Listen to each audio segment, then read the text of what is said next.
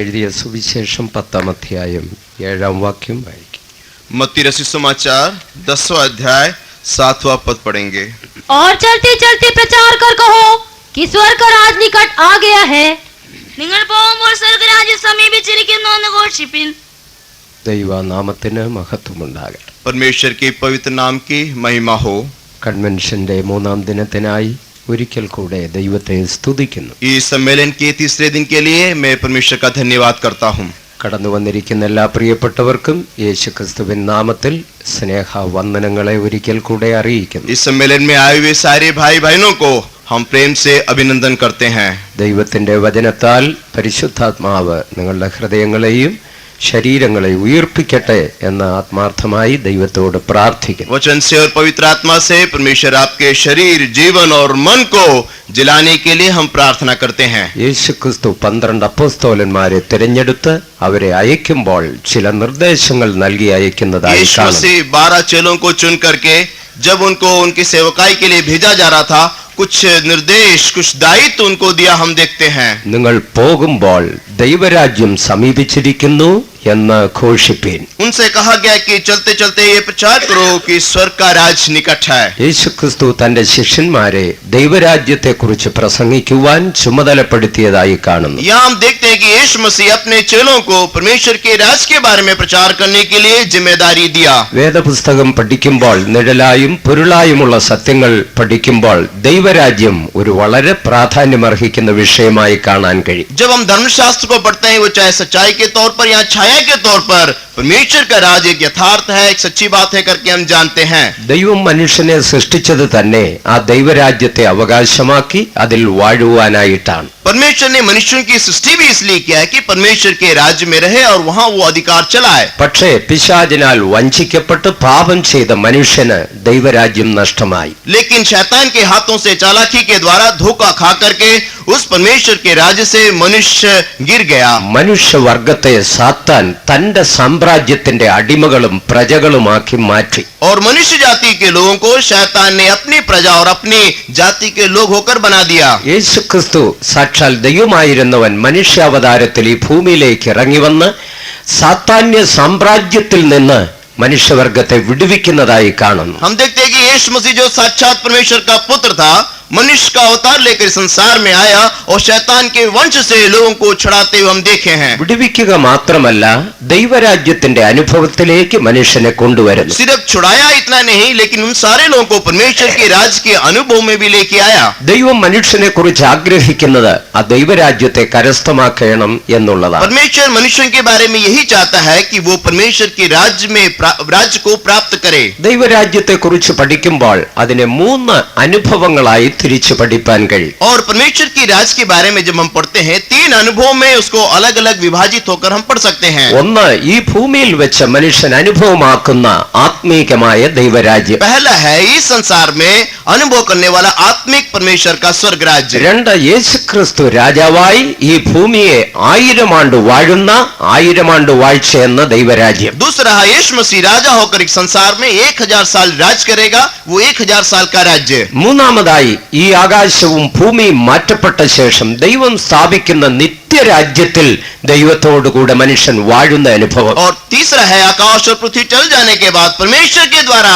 चलाया जाने वाला सनातन का यानी नित्य राज्य. സകല മനുഷ്യരും ഈ 3 അനുഭവങ്ങളെ കരസ്ഥമാക്കുവാൻ ദൈവം ആഗ്രഹിക്കുന്നു. सारे मनुष्य के लोग ये तीनों अनुभव को प्राप्त करने के लिए परमेश्वर चाहता है. സാത്താൻ മനുഷ്യന്റെ ജീവിതത്തെ നരകതുല്യമാക്കി മാറ്റുന്നു. और शैतान जो है मनुष्य के जीवन को नरक तुल्य करके बदल देता है. ഓരോ പാപവും ചെയ്യുന്തോറും നിങ്ങളുടെ ജീവിതം നരക സമാനമായി മാറ്റപ്പെടുകയാണ്. एक एक पाप करने के द्वारा आपका जीवन जो है नरक तुल्य हो जाता है. എന്നാൽ ഈ ലോകത്തിൽ ഈ ഭൂമിയിൽ ജീവിക്കുമ്പോൾ തന്നെ ഒരു ദൈവരാജ്യത്തിന്റെ അവസ്ഥയിലേക്ക് മനുഷ്യന് വന്നു ചേരാൻ കഴിയും. और इसलिए इस संसार में रहते हुए परमेश्वर के राज्य में आने का एक अनुभव हो सकता है. ആ അനുഭവത്തെയാണ് ആത്മീക ദൈവരാജ്യം എന്ന് പറയുന്നത്. उसी को आत्मिक परमेश्वर का राज्य होकर हम कहते हैं. അതിനെ 2 നിലകളിൽ നമുക്ക് ചിന്തിപ്പാൻ കഴിയും. उसको 2 तरफ से हम सोच सकते हैं. ഒന്ന്, മനുഷ്യൻ വന്നു ചേരുന്ന ആ ആത്മീക ദൈവരാജ്യത്തിന്റെ രാജ്യത്തിന്റെ അനുഭവം, എക്സ്പീരിയൻസ്. और वही है जो परमेश्वर के राज्य में आने का अनुभव.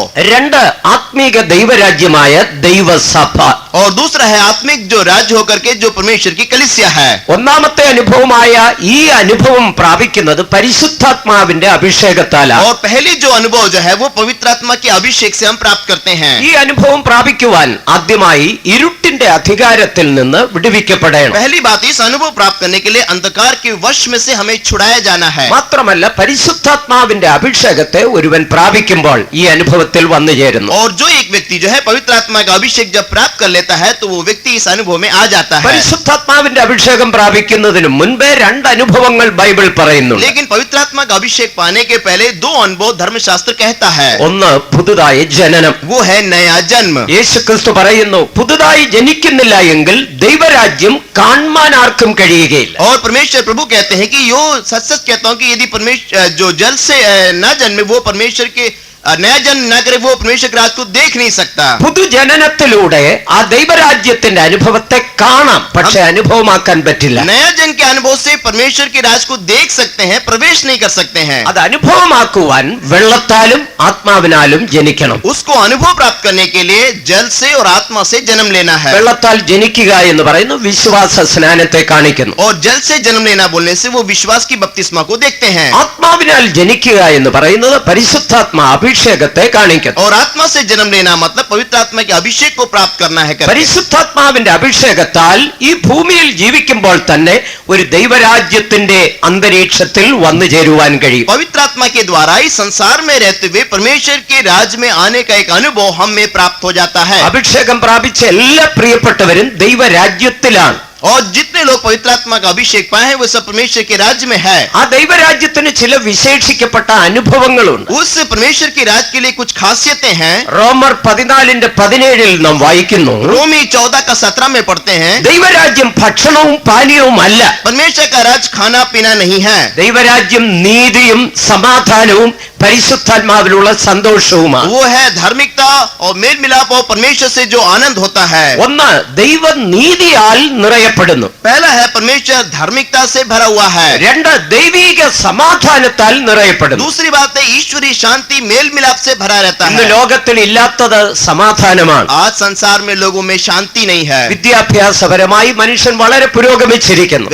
शिक्षा के तौर पर आदमी बहुत ही उन्नति कर चुका है. സാമ്പത്തികമായി വളരെ വളർന്നിരിക്കുന്നു. धन संपत्ति के तौर पर भी बहुत बढ़ चुका है. വിജ്ഞാനപരമായി വളരെ പുരോഗമിച്ചിരിക്കുന്നു. विज्ञान के तौर पर भी बहुत उन्नति बढ़ोतरी हो चुकी है. ഒരു ഭാഗത്ത് എല്ലാവിധത്തിലും പുരോഗതി എന്ന് അഭിമാനിച്ചാലും और हर एक तरफ में सब बातों में बढ़ोतरी करके करने से മറുഭാഗത്ത് മനുഷ്യൻ ഇന്ന് സമാധാനമില്ലാത്തവരായി ജീവിക്കുന്നു. लेकिन दूसरा पहलू यह है कि मनुष्य के जीवन में शांति नहीं है. കാരണം ഈ വർദ്ധിച്ചു വരുന്ന പണത്തിനോ അവരുടെ വിജ്ഞാനത്തിനോ വിദ്യാഭ്യാസത്തിനോ ആത്മാവിന് സമാധാനത്തെ നൽകുവാൻ കഴിയുന്നില്ല. लेकिन जो वे लोग धन कमाते हैं, जो शिक्षा जो विज्ञान है, इनके द्वारा उनके जीवन में शांति नहीं लाई जा सकती है. അതുകൊണ്ട് എവിടെ നോക്കിയാലും അസ്വസ്ഥത മാത്രം. इसलिए हर जगह जाने से अशांति लगता है. രാഷ്ട്രങ്ങളിൽ അസ്വസ്ഥത, देखिए राज्यों में देशों में अशांति है. ഭരണകൂടങ്ങളിൽ അസ്വസ്ഥത, शासन तंत्र में अशांति है. വിദ്യാഭ്യാസ സ്ഥാപനങ്ങളിൽ അസ്വസ്ഥത, शिक्षा संस्थानों में अशांति है. ഫാക്ടറികളിൽ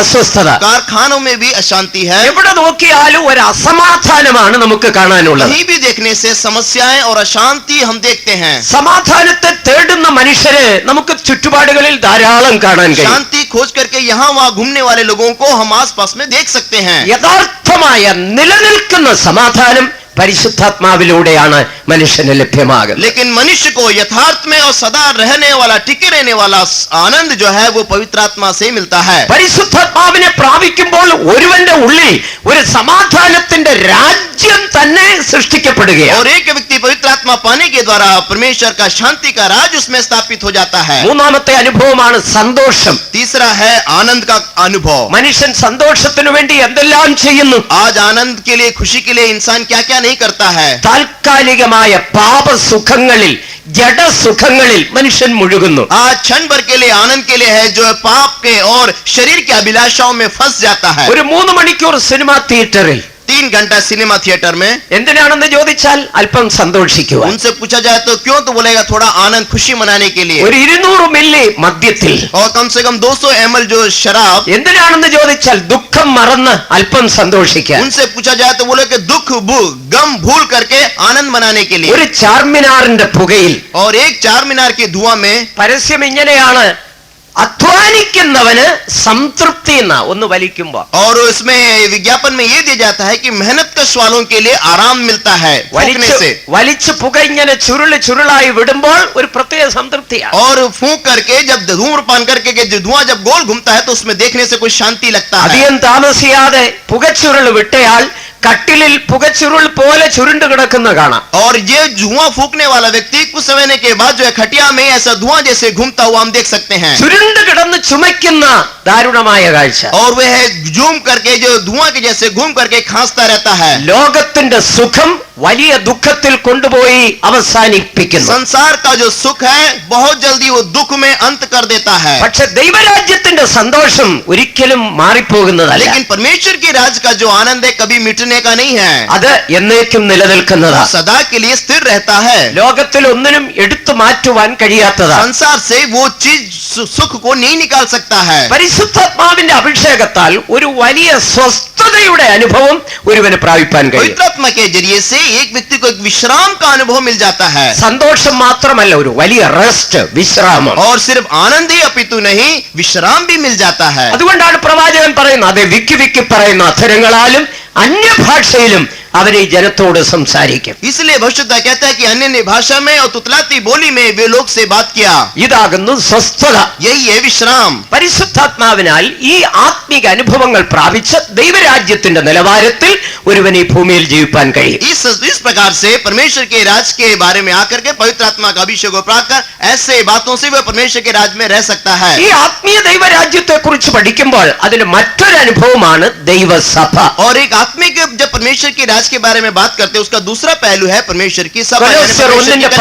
കൊലോസ്യർ 1:13 വായിക്കുന്നു, സ്നേഹസ്വരൂപനായ പുത്രന്റെ രാജ്യം. और कोलोस्से 1:13 में कहते हैं कि प्रिय पुत्र का राज्य। അവിടെ പറഞ്ഞിരിക്കുന്ന ആ പുത്രന്റെ രാജ്യം എന്ന് പറയുന്നത് ദൈവസഭയെ കാണിക്കുക. वहाँ जो प्रिय पुत्र का राज्य के बारे में कहा गया है वो परमेश्वर की कलीसिया को कहा गया है। ഈ കാലഘട്ടത്തിൽ നിങ്ങൾ ദൈവ രാജ്യമാകുന്ന ദൈവസഭയ്ക്കുള്ളിലുമായി തീരണം. इसलिए आज जो है परमेश्वर के प्रिय पुत्र का राज यानी परमेश्वर की कलीसिया में भी स्थापित होना है। രക്ഷിക്കപ്പെട്ടാൽ മാത്രം പോരാ, സ്നാനപ്പെട്ടാൽ പോരാ, അഭിഷേകം പ്രാപിച്ചാൽ പോരാ, ഈ സ്നേഹസ്വരൂപനായ പുത്രന്റെ രാജ്യത്തിലായി തീരണം. सिर्फ उद्धार पाने से, बपतिस्मा लेने से, पवित्र आत्मा अभिषेक पाने से काफी नहीं है, लेकिन इस प्रिय पुत्र के राज्य में हमें प्रवेश करना है। ഒരുപക്ഷെ ചോദിക്കും, അതെന്തിനു വേണ്ടിയാണെന്ന്. तो सब एक सवाल आ सकता है कि ये क्यों? യേശു ക്രിസ്തു മടങ്ങി വരും. അതാണ് ക്രിസ്തീയ ദൂതിന്റെ കാതലായ വിഷയം. और मसीह के हर एक संदेश का गुण यही है, मूल मंत्र यही है कि मसीह वापस आएगा। യേശു ക്രിസ്തു മടങ്ങി വരുമ്പോൾ ദൈവസഭ ഈ ഭൂമിയിൽ നിന്ന് എടുത്തുകൊള്ളപ്പെടും. और जब प्रभु यीशु मसीह इस संसार में आएंगे दूसरे आगमन में परमेश्वर कलीसिया उठा ली जाएगी। ക്രിസ്ത്യാനികളെല്ലാം എടുത്തുകൊള്ളപ്പെടുമെന്നല്ല, मसीह लोग उठा लिए जाएंगे ऐसा नहीं, രക്ഷിക്കപ്പെട്ടവരെല്ലാം എടുത്തുകൊള്ളപ്പെടുമെന്നല്ല, और उद्धार पाए हुए लोग उठा लिए जाएंगे ऐसा नहीं। പ്രത്യേകം ശ്രദ്ധിക്കണം, ദൈവസഭ എടുക്കപ്പെടും. लेकिन ये विशेष ध्यान देना है, परमेश्वर की कलीसिया उठा ली जाएगी। അപ്പോൾ യേശുവിന്റെ വരവിൽ എടുക്കപ്പെടണമെങ്കിൽ ഒരുവൻ ദൈവസഭയ്ക്കുള്ളിലായി തീരണം. एक व्यक्ति परमेश्वर के आगमन में उठा लिया जाना है तो वो परमेश्वर कलीसिया के अंदर होना है। എങ്കിൽ മാത്രമേ യേശുവിന്റെ വരവിൽ പോകാൻ കഴിയൂ. ऐसे होने से परमेश्वर के आगमन में जा सकते हैं। അതുകൊണ്ട് ഈ കാലഘട്ടത്തെ സംബന്ധിച്ചിടത്തോളം ഏറ്റവും അത്യാവശ്യമായ ഒരു വിഷയമാണ് ദൈവസഭ ഏതാണെന്ന് കണ്ടെത്തി അതിനുള്ളിൽ നിൽക്കുക എന്നുള്ളത്. इसलिए आज के दिनों में परमेश्वर की कलीसिया क्या है करके खोजकर उसमें स्थिर रहना ये अहम बात हो गई है। നാം ഇന്ന് ജീവിക്കുന്നത് കൃപായുഗത്തിലാണ്. आज हम अनुग्रह के युग में हम जीवन बिताते हैं। 6ാം യുഗമായ കൃപായുഗത്തിൽ. जो 6वां युग है अनुग्रह का युग। കൃപായുഗത്തിൽ എന്ന് മാത്രം പറഞ്ഞാൽ പോരാ, കൃപായുഗത്തിന്റെ അവസാന മിനിറ്റുകളിൽ വന്നു നിൽക്കുന്നു. और अनुग्रह का युग बोलने से काफी नहीं है, अनुग्रह के युग के अंतिम समय में हम आ गए हैं। അധികം താമസിയാതെ സംഭവിക്കാൻ പോകുന്ന ഒരു പ്രധാന സംഭവമുണ്ട്. और बहुत ही जल्दी में बहुत जल्दी एक घटना होने का है। അത് യേശു ക്രിസ്തുവിന്റെ മടങ്ങി വരവാണ്. वो यीशु मसीह का वापसी आगमन है। ദൈവസഭ ഈ ഭൂമിയിൽ നിന്ന് എടുക്കപ്പെടും. परमेश्वर कलीसिया संसार से उठा ली जाएगी। അതുകൊണ്ട് ഈ നാളുകളിൽ ജനത്തെ സംബന്ധിച്ചിടത്തോളം ദൈവസഭ ഏതാണെന്ന് കണ്ടെത്തി അതിനകത്ത് നിൽക്കുക ഏറ്റവും പ്രധാനപ്പെട്ട इसलिए കാര്യം. लोगों के बीच में परमेश्वर की कलीसिया को ठीक तरीके से जानकर उसमें स्थिर रहना बड़ी अहम बात है. അപ്പോൾ ഒരു ചോദ്യം, ഏതാണ് ദൈവസഭ? तो एक सवाल उठता है कि तो फिर परमेश्वर की कलीसिया कौन सा है? എത്ര എത്ര ക്രിസ്തീയ സമൂഹങ്ങൾ, कितने कितने मसीह झुंड हैं? ഇതിന്റെ മധ്യത്തിൽ ദൈവസഭ ഏതാണെന്ന് കണ്ടെത്തുന്നത് എങ്ങനെയാണ്? इसके बीच में परमेश्वर की सभा या कलीसिया कहाँ करके खोजना कैसे होगा? ചിലർ ധരിക്കുന്നത് ഇങ്ങനെയാണ്, എല്ലാ ക്രിസ്തീയ സമൂഹങ്ങളിലും നല്ല മനുഷ്യരുണ്ട്, യേശു വരുമ്പോൾ അവരെ എല്ലാം കൂടെ പ്രത്യേകം സെലക്ട് ചെയ്ത് കൂട്ടിച്ചേർത്ത് കൊണ്ടുപോകുമെന്ന്. और कुछ लोग ये है कि हर एक झुंड में कुछ कुछ अच्छे लोग हैं और उन लोगों को इकट्ठा करके प्रभु ले जाएंगे. എല്ലാ സമൂഹത്തിലും ഉണ്ട് നല്ല മനുഷ്യർ. सभी समूहों में सभी झुंडों में अच्छे अच्छे लोग हैं. യേശു വരുമ്പോൾ ഈ സമൂഹങ്ങളിൽ നിന്നൊക്കെ ഈ നല്ലവരെ പ്രത്യേകം തിരഞ്ഞെടുത്ത് മധ്യാകാശത്തിൽ വെച്ച് ഒന്നായി ചേർത്ത് കർത്താവ് കൊണ്ടുപോകും. और ऐसा है तो अच्छे झुंडों से अच्छे लोगों को परमेश्वर उठा ले जाकर मध्य आकाश में मिलाएगा. മാനുഷ്യമായി തന്നെ ചിന്തിച്ചാലും ഒരിക്കലും അതിനെ പിന്താങ്ങാൻ പറ്റില്ല. लेकिन मानसिक तौर से सोचने से इसमें ज्यादा विश्वास नहीं किया जा सकता है. കാരണം ഈ ക്രിസ്തീയ സമൂഹങ്ങളെ എല്ലാം വിലയിരുത്തിയാൽ ഓരോന്നിനും പ്രത്യേകമായ ഉപദേശവും പ്രത്യേകമായ രീതികളുമാണ്. क्योंकि मसीह जो झुंड को यदि अपन अलग अलग देखने से अलग अलग उपदेश, अलग अलग रीति रिवाज और विधियां हैं. ഒരു കൂട്ടർ പറയുന്നു മാനസാന്തരം എന്ന് പറയുന്നത് എളുപ്പമല്ല. और कुछ झुंड के लोग बोलते हैं मन फिराना बोलने से उद्धार बोलने जितना आसान नहीं है. ഈ ലോകത്തിൽ ജീവിക്കുമ്പോൾ അല്പസ്വല്പം പാപമൊക്കെ ചെയ്തേ ജീവിക്കാൻ इस കഴിയും. संसार में रहते हैं तो थोड़ा बहुत पाप वगैरह हमको करके ही जीवन बिता सकते हैं. പിന്നെ മരണാനന്തരം ജീവനോടിരിക്കുന്നവർ വല്ലതുമൊക്കെ ചെയ്താൽ സ്വർഗത്തിൽ പോകാമെന്ന് പറയുന്ന ഒരു और വിഭാഗം. मृत्यु के बाद जो जीवन में रहते हैं उन लोग हमारे लिए कुछ क्रियाक्रम करने से हम स्वर्ग जा सकते हैं. മറ്റൊരു കൂട്ടരുടെ ഉപദേശം എന്താണ്? दूसरे लोगों का झुंड का क्या उपदेश है? അത് പോരാ, മാനസാന്തരപ്പെടണം, नहीं, उतना काफी नहीं, मन फिराना है. പാപങ്ങളെ ഏറ്റുപറഞ്ഞ് ഉപേക്ഷിച്ച് ദൈവമക്കളായി തീരണം. पापों को कबूल करके हम परमेश्वर के जन बनना है. മൂന്നാമത് വേറൊരു കൂട്ടരുടെ ഉപദേശം, तीसरा एक झुंड का उपदेश है. അവർ പറയുന്നത് മാനസാന്തരം മാത്രം പോരാ, സ്നാനവും കൂടെ വേണം. और दूसरा बोलते हैं कि सिर्फ बपतिस्मा ही उद्धार ही नहीं, बपतिस्मा भी लेना है. പക്ഷെ ഈ പരിശുദ്ധാത്മാവെന്നൊക്കെ പറയുന്നത് അത് ശരിയായ ആത്മാവല്ല. और ये जो पवित्र आत्मा सब बोलते हैं ये सब सही आत्मा नहीं है. അത് ഒരുതരം ഭൂതത്തിന്റെ ആത്മാവ്. वो सब एक प्रकार का भूत की आत्मा है. ഡ്രം ഇങ്ങനെ വളരെ സ്പീഡിൽ അടിക്കുമ്പോൾ ഉണ്ടാകുന്ന വൈകാരികമായ ഒരു പ്രകടനമാണ്. और जब ड्रम बजता है तो उसमें से निकलने वाले भावनात्मक एक शक्ति है. അങ്ങനെ ഉപദേശിക്കുന്നവരും ഉണ്ട്. ऐसे कहने वाले लोग भी हैं. ആ ഗ്രൂപ്പിൽ നല്ല ആളുകളുണ്ട്. उस झुंड में भी अच्छे लोग हैं. എന്നാൽ അടുത്ത കൂട്ടരുടെ പ്രസംഗം എന്താ? और झुंड को लोगों का विचार क्या है? ഇത് മാത്രമല്ല, പരിശുദ്ധാത്മാവിനെയും പ്രാപിക്കണം, इतना नहीं, पवित्र आत्मा का अभिषेक भी प्राप्त करना है, അന്യഭാഷയിൽ സംസാരിക്കണം, अन्य अन्य भाषा में बात करना है. ഇങ്ങനെ വിവിധങ്ങളാകുന്ന ഉപദേശങ്ങളും ചട്ടക്കൂട്ടുകളും ഉള്ളതായ ക്രിസ്തീയ സമൂഹം. और हम देखते हैं कि इस प्रकार के उपदेश, इस प्रकार की विधियों को, रीति रिवाजों को मानने वाले मसीह झुंड हैं. യേശു വന്ന് ഈ ഗ്രൂപ്പുകളിൽ നിന്നെല്ലാം നല്ലവരെ പ്രത്യേകം സെലക്ട് ചെയ്തു. और यीशु मसीह करके इन लोगों के बीच में अच्छे अच्छे लोगों को वो उठा लेगा മധ്യാകാശത്തിൽ വെച്ച് അവരെല്ലാം കൂടെ ഒന്നാക്കി और मध्य आकाश में इन सबको मिला करके ഇവരെ ദൈവസിംഹാസനത്തിലേക്ക് കൊണ്ടുപോയി അവിടെ ഇരുത്തുന്നു എന്ന് ധരിക്കുക. और परमेश्वर के सिंहासन में जाकर के इनको बैठाया जाएगा. എന്റെ ചിന്ത ശരിയാണെങ്കിൽ അതൊരു ശരിയായ നരകം തന്നെയായിരിക്കും. और ऐसा होने से ये ठीक तरीके से एक नरक जैसा ही होगा. ഒരു കൂട്ടരുന്നോണ്ട് പറയുക മാനസാന്തരം എളുപ്പമല്ല. एक झुंड बोलता है कि उद्धार इतना आसान नहीं है. തൊട്ടടുത്തിരുന്നോണ്ട് അടുത്തൊരാൾ പറയുക ഇല്ല രക്ഷിക്കപ്പെടണം. രണ്ടു കൂട്ടരും കൂടെ ഫൈറ്റ്. और दूसरा व्यक्ति बोले नहीं उद्धार पाना है, तो दोनों के बीच में वाद विवाद होता है. തൊട്ടടുത്ത് നിന്നുകൊണ്ട് മൂന്നാമതൊരുത്തൻ പറയുകയാണ് ഇല്ല വിശ്വാസ സ്നാനം കൂടെ വേണം. और तीसरा बोलते नहीं विश्वास के बपतिस्मा भी चाहिए. അപ്പൊ അടുത്തിരുന്ന് വേറൊരാൾ പറയുക അല്ല കുഞ്ഞുങ്ങൾക്ക് ആ സ്നാനം കൂടെ. രണ്ടു കൂട്ടരും കൂടെ ഫൈറ്റ്. और उसके बाद बोलेगा नहीं विश्वास के लिए नहीं, बच्चों के लिए भी है, तो आपस में वाद विवाद. അടുത്തിരുന്ന് വേറൊരാൾ പറയുന്നു പരിശുദ്ധാത്മാവിനെ പ്രാപിക്കും. दूसरा आदमी बोलता है पवित्र आत्मा का अभिषेक पाना है. തൊട്ടടുത്തിരുന്ന് വേറൊരു നീതിമാൻ പറയുക ഇല്ല ഇത് ഭൂതത്തിന്റെ ആത്മാവ്. और तीसरा व्यक्ति बोलेगा नहीं ये तो दुष्ट आत्मा है. എല്ലാം കൂടെ ഒരു ചെറിയ നരകം തന്നെയായിരിക്കും. और ऐसा होने से सब मिलके एक जो छोटा सा नरक ही बन जाएगा. ഒരിക്കലും അങ്ങനെ ധരിക്കരുത്, അങ്ങനെ സംഭവിക്കുകയില്ല. और ऐसे धारण नहीं करना, ऐसा हो भी नहींगा. യേശുക്രിസ്തുവിന്റെ വരവിൽ എടുക്കപ്പെടേണ്ടുന്ന സഭ ഈ ഭൂമിയിൽ വെച്ച് തന്നെ ഒന്നായി പണിയപ്പെടണം. और इस जो कलीसिया जो उठा ली जानी है इस संसार में एक होकर के स्थापित होना है. ഇവിടെ വെച്ച് ഒന്നായി പണിയപ്പെടുന്നില്ല എങ്കിൽ ദൈവസിംഹാസനത്തിൽ പോയി ഇരിക്കാവതല്ല. यहाँ एक साथ होकर के यदि बनाए नहीं जाएंगे तो परमेश्वर के सिंहासन में नहीं जा सकते हैं. ഒരു ശരീരമായി ഇവിടെ വെച്ച് പണിയപ്പെടണം. एक शरीर होकर के इस संसार में बनाया जाना है. ഒരേ ഉപദേശത്തിന് കീഴ്, एक ही उपदेश के अधीन में, ഒരേ ആത്മാവിനെ പ്രാപിച്ചവരായി, एक ही आत्मा को प्राप्त करते हुए, ഒരേ വിശ്വാസത്തെ പിന്തുടരുന്നവരായി. विश्वास के पीछे हो लेने के लिए. അതാണ് എഫേസ്യ ലേഖനം 4-ാം അധ്യായം 1 മുതലുള്ള വാക്യങ്ങൾ പഠിക്കുമ്പോൾ इसलिए इफिसियों की किताब 4 अध्याय 1 से नीचे पढ़ने से അപ്പോസ്തലനായ പൗലോസ് ചില ഒന്നുകളെ കുറിച്ച് പറയുന്നു. वहाँ पर प्रेरित पौलुस कुछ बातों के बारे में कहता है. ദൈവം ഒരുവൻ परमेश्वर एक है, കർത്താവ് ഒരുവൻ, प्रभु एक है, ആത്മാവ് ഒന്ന്, एक ही आत्मा है, ശരീരം ഒന്ന്, एक ही शरीर है, സ്നാനം ഒന്ന്, एक ही बपतिस्मा है, വിശ്വാസം ഒന്ന്. एक ही विश्वास है। അവിടെ ഒന്ന് ഒന്ന് ഒന്നാന്ന് പല പ്രാവശ്യം कई പറഞ്ഞിരിക്കുന്നതായി. बार एक है करके लिखा गया है। ഈ ഒന്നുകളിലാൽ ദൈവസഭ പണിയപ്പെടേണ്ടത്. ये एक के द्वारा परमेश्वर कलीसिया बनाया जाना है। ആ സഭയെയാണ് ദൈവരാജ്യം എന്ന് പറയുന്നത്. उस कलीसिया को परमेश्वर का राज होकर कहा जाता है। ദൈവത്തിന്റെ സഭയെ ദൈവരാജ്യം എന്ന് ഉപമിക്കുമ്പോൾ परमेश्वर के कलीसिया को जब परमेश्वर का राज होकर जब कहते हैं, 4-5 विषയം അതിൽ ചിന്തിക്കണം. उसमें 4-5 विषय को सोचने का है। ഒരു രാജ്യം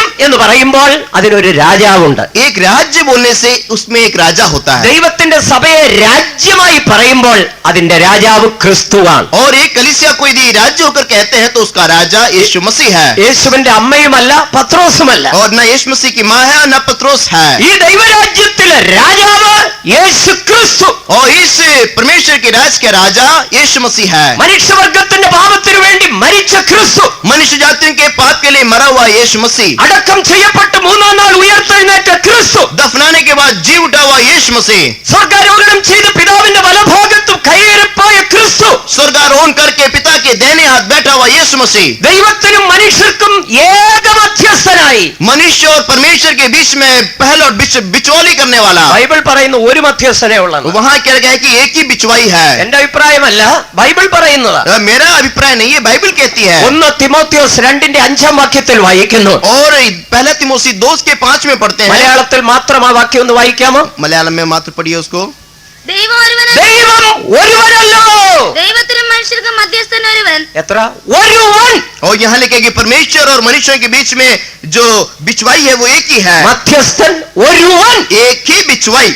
യാതൊരു സംശയത്തിനും വകയില്ല. इसमें ഒരുവൻ. इसमें कोई शक की गुंजाइश नहीं है। അല്ലാതെ രണ്ടില്ല മധ്യസ്ഥൻ, ഒന്നേ ഉള്ളൂ. कोई मतलब दो बिचवाई नहीं है, एक ही बीच वाला है। ദൈവം ഒരുവനല്ലോ. परमेश्वर एक ही है, ദൈവത്തിനും മനുഷ്യർക്കും മധ്യസ്ഥൻ ഒരുവനല്ലാതെ ഒന്നരയില്ല.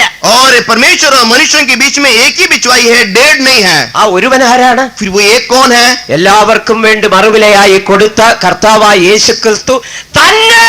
और यीशु मसीह जो अपना जीवन मनुष्यों के लिए दिया वो यीशु मसीह मात्र है। ഈ ഒരേ ഒരു മധ്യസ്ഥൻ മാത്രം. एक ही एक बिचवाई है। ഞങ്ങൾക്ക് വേണ്ടി പ്രാർത്ഥിക്കണമെന്ന് ഏതെങ്കിലും വിശുദ്ധന്മാരോട് നിങ്ങൾ അപേക്ഷിക്കുന്നെങ്കിൽ ആ പ്രാർത്ഥന ഇന്ന് നിർത്തിയിട്ട് ഈ ഏകമധ്യസ്ഥനോട് പ്രാർത്ഥിക്കും. और यदि हम और किसी लोगों के साथ बोलते हैं कि हमारे लिए प्रार्थना करने के बजाय जो यहाँ लिखा हुआ कि एक ही बिचवाई, उसके साथ हम आज प्रार्थना करें। യേശു ക്രിസ്തു പിതാവിന്റെ വലഭാഗത്ത് ഏകമധ്യസ്ഥനായിരിക്കും. यीशु मसीह पिता के देने और एक ही बिचवाई होकर के है। ദൈവത്തിന് സ്തോത്രം. प्रभु के नाम की तारीफ ആ हो। ക്രിസ്തുവാണ് സഭയാകുന്ന ദൈവരാജ്യത്തിന്റെ രാജാവ്. वही यीशु मसीह सभा रूपी कलीसिया रूपी परमेश्वर के राज का राजा है। സഭയെ ശരീരമായി പറയുമ്പോൾ यदि इस कलीसिया को शरीर होकर कहने से ക്രിസ്തുവിനെ തലയായി പറയുന്നു. मसीह को सिर होकर कहते हैं, അവൻ സഭ എന്ന ശരീരത്തിന്റെ തലയുമാകും. और कलीसिया रूपी शरीर का सिर है। ഒരു തലയ്ക്ക് ഒരു ശരീരം, एक सिर के लिए एक ही शरीर है, ഒരു ശരീരത്തിന് ഒരു തല. और एक शरीर के लिए एक सिर है। അല്ല, രണ്ട് തലയില്ല. दो सिर नहीं है,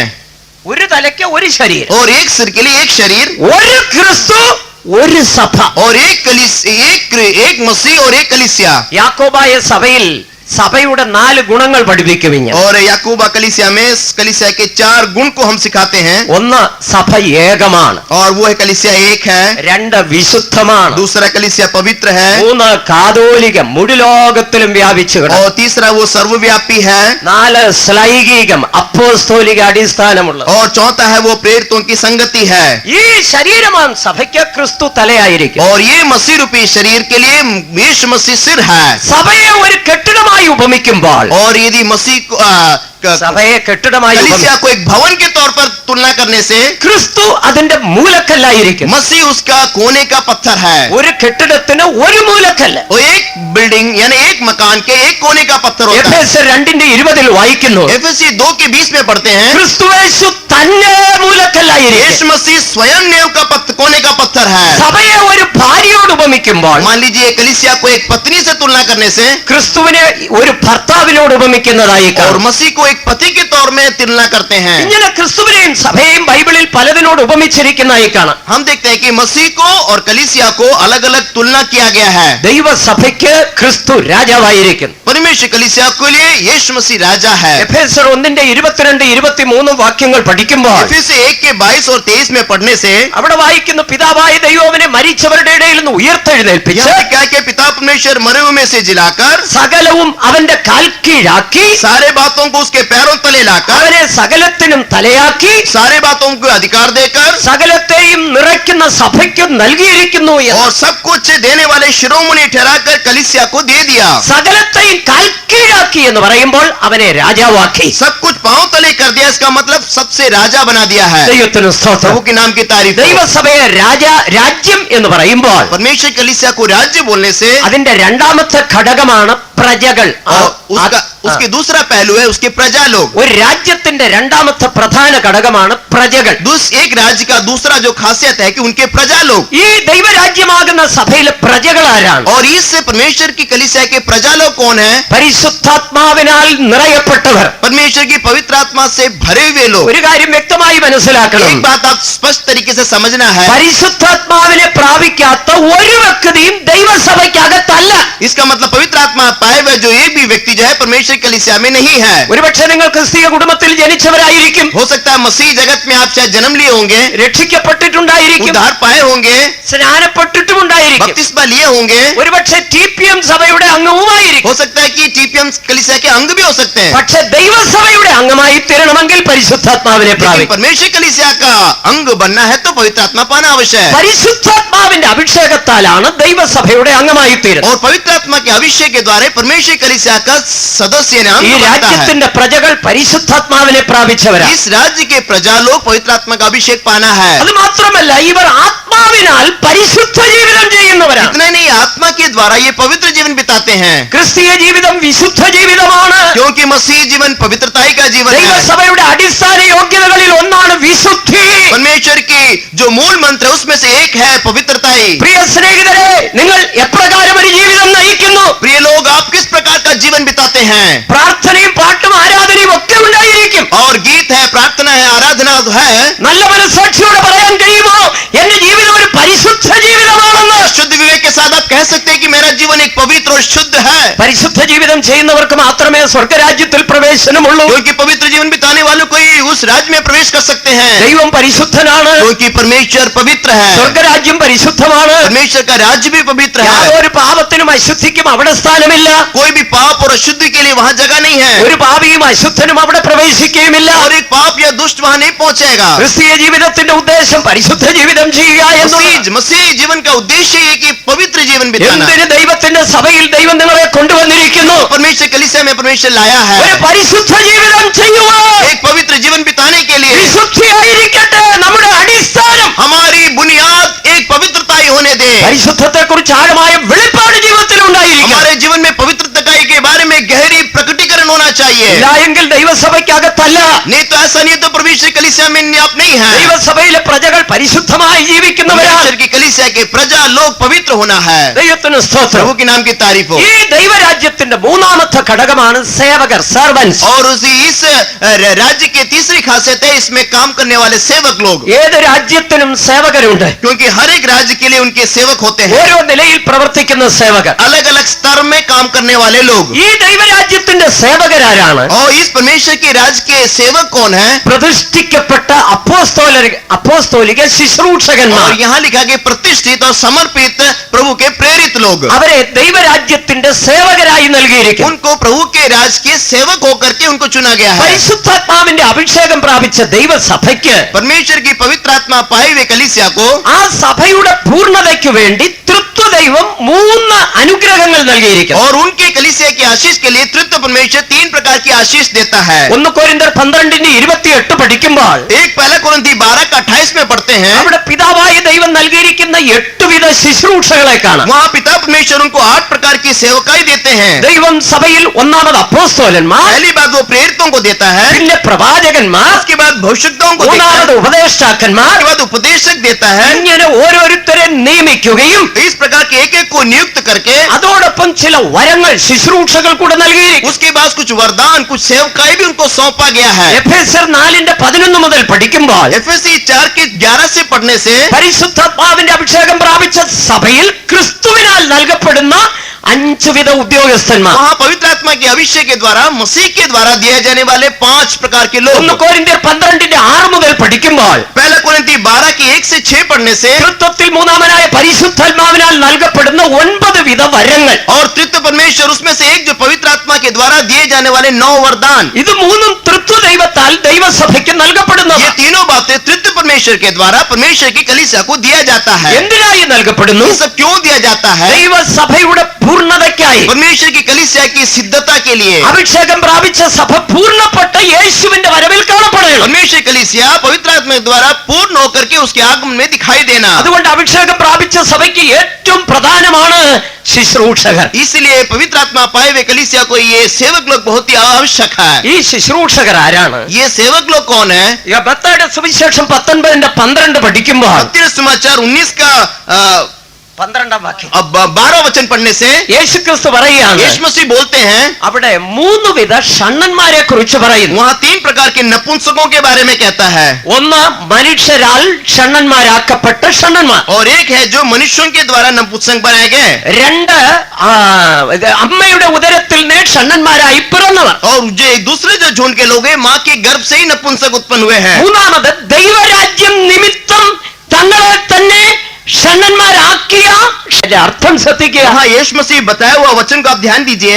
ദൈവരാജ്യം നിമിത്തം, यहाँ लेके परमेश्वर के राज के लिए, വേറൊരാളുടെ നിർബന്ധത്താലല്ല, തങ്ങളെ തന്നെ ഷണ്ണന്മാരാക്കിയ ഷണ്ണന്മാർ. अपने मजबूर दूसरे के दबाव में नहीं, अपने आप से परमेश्वर के राज के लिए नपुंसक बनाए गए। ഇവിടെ പറയുന്ന ദൈവരാജ്യം എന്ന് പറയുമ്പോൾ അതിന്റെ ഒരർത്ഥം ദൈവസഭ എന്നുള്ളതാണ്. यहाँ जो परमेश्वर का राज का जो कहने का मतलब परमेश्वर की कलीसिया है। ദൈവസഭ നിമിത്തം, यहाँ लिखेगी परमेश्वर की कलीसिया के निमित्त, വേറെ ആരും നിർബന്ധിച്ചല്ല, कोई भी दबाव से नहीं, തങ്ങളെ തന്നെ ഷണ്ണന്മാരാക്കി. अपने आप को नपुंसक बना दिए हैं। എന്ന് പറഞ്ഞാൽ പ്രതിഷ്ഠിക്കപ്പെട്ടവരെന്നർത്ഥം. इसका मतलब है कि अपने जीवन को उन्होंने समर्पित कर दिया है। ലോകത്തിൽ ജഡപ്രകാരമുള്ള ബന്ധം വേണ്ട എന്ന് പ്രതിഷ്ഠിച്ചവർ. संसार के तौर पर कोई रिश्ता नहीं चाहिए करके अपने आप को प्रतिष्ठा किए लोग। അവരാണ് ദൈവരാജ്യത്തിന്റെ ഈ സഭയുടെ സേവകർ, और वही है इस ശുശ്രൂഷകർ. परमेश्वर के राज के स्वर्ग राज के सेवक लोग। അപ്പോസ്തോലിക പ്രതിഷ്ഠയുള്ളതായ ശുശ്രൂഷകർ. प्रेरितों की संगत, प्रेरितों का उपदेश या प्रेरितों का प्रतिष्ठा रखने वाले लोग। ദൈവത്തിന് സ്തോത്രം. प्रभु के नाम की तारीफ हो। അവർ പ്രതിഷ്ഠിക്കപ്പെട്ടവരും ജഡപ്രകാരമുള്ള ബന്ധങ്ങൾ വേർപെട്ടവരുമാണ്. और प्रतिष्ठित के इतने नहीं, संसार के रिश्ते नाते से भी अलग किए गए हैं। അത്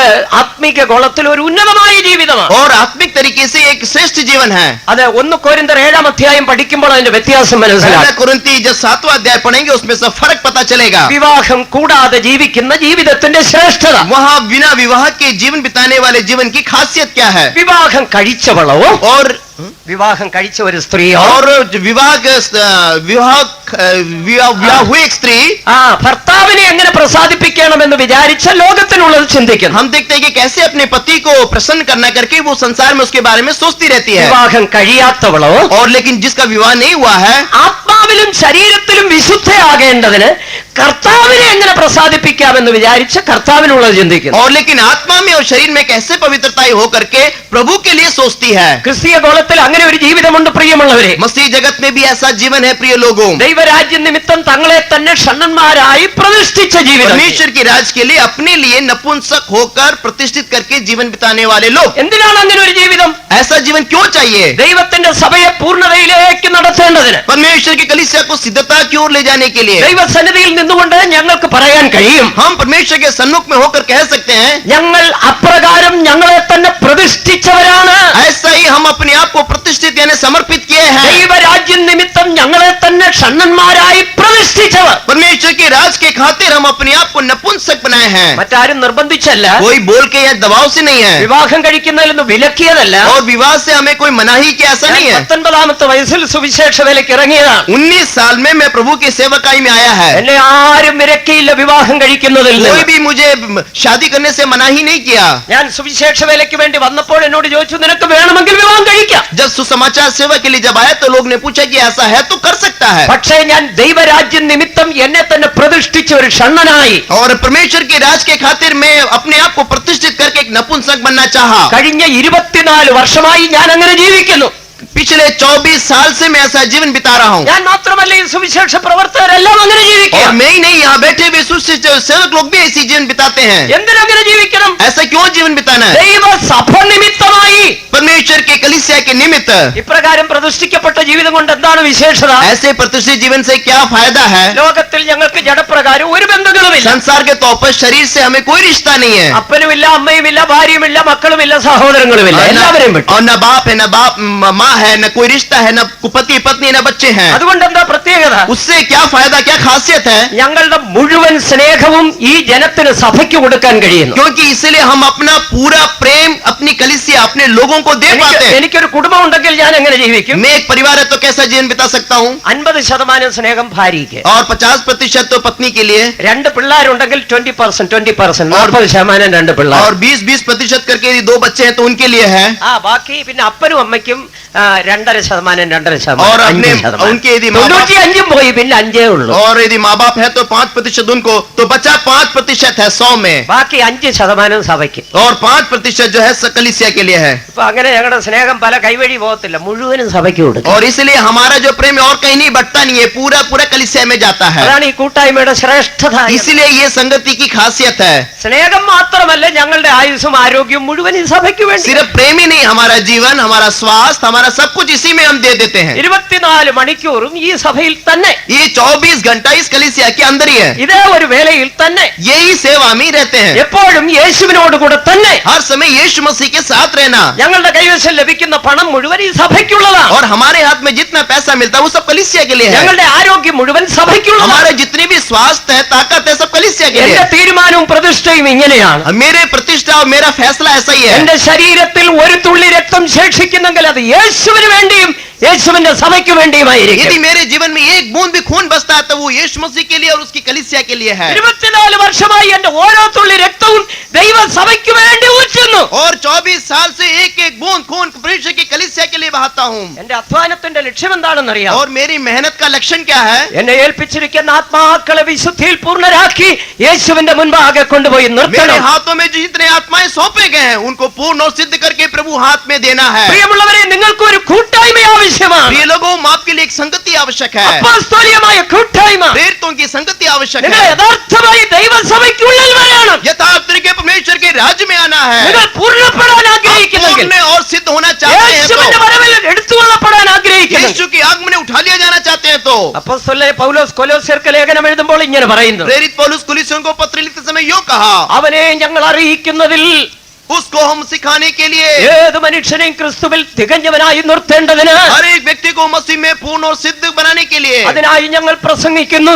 उसके लिए हम प्रचार करते हैं, അതിനായി ഞങ്ങൾ ഉപദേശിക്കുന്നു, उसके लिए उपदेश देते हैं, അതിനായി ഞങ്ങൾ പോരാടിക്കൊണ്ട് അധ്വാനിക്കുന്നു. उसके लिए हम कोशिश करते हैं और प्रयत्न करते हैं। ദൈവസന്നിധിയിൽ നിന്നുകൊണ്ട് പറയട്ടെ, परमेश्वर के सन्मुख में होकर मैं कहने दे, ഞങ്ങൾ ഈ വേല ചെയ്യുന്ന പണത്തിന് വേണ്ടിയല്ല, हम इस प्रकार की सेवा पैसा के लिए नहीं करते हैं, പണം സമ്പാദിപ്പാൻ വേണ്ടിയല്ല. पैसा कमाने के लिए नहीं करते हैं। ഞാൻ എന്റെ അനുഭവം പറഞ്ഞല്ലോ. मैं अपने अनुभव आपको बताया। 24 വർഷം സുവിശേഷ വേല ചെയ്തു, 5 പൈസയും സമ്പാദിച്ചിട്ടില്ല. और 24 साल से मैं प्रभु की सेवकाई किए, 5 पैसा ही मैंने अपना होकर नहीं कमाया है। എന്റെ പേരിൽ 10 പൈസ ബാങ്ക് ഡിപ്പോസിറ്റ് ഇല്ല. और मेरे नाम से 10 पैसा बैंक में डिपॉजिट भी नहीं है। എനിക്ക് അരസന്റെ ഭൂമി ഈ ലോകത്തിലില്ല. इस संसार में आधा एकड़ जमीन भी मेरे लिए नहीं है। എന്റെ പേരിൽ എന്ന് പറയുവാൻ 5 രൂപയുടെ സ്വത്ത് പോലും എനിക്കില്ല. मेरे खुद के नाम से बोलने से आज 5 रुपए का भी वस्तु मेरे पास नहीं है। സമ്പാദിക്കാൻ അറിയാൻ പാടില്ല.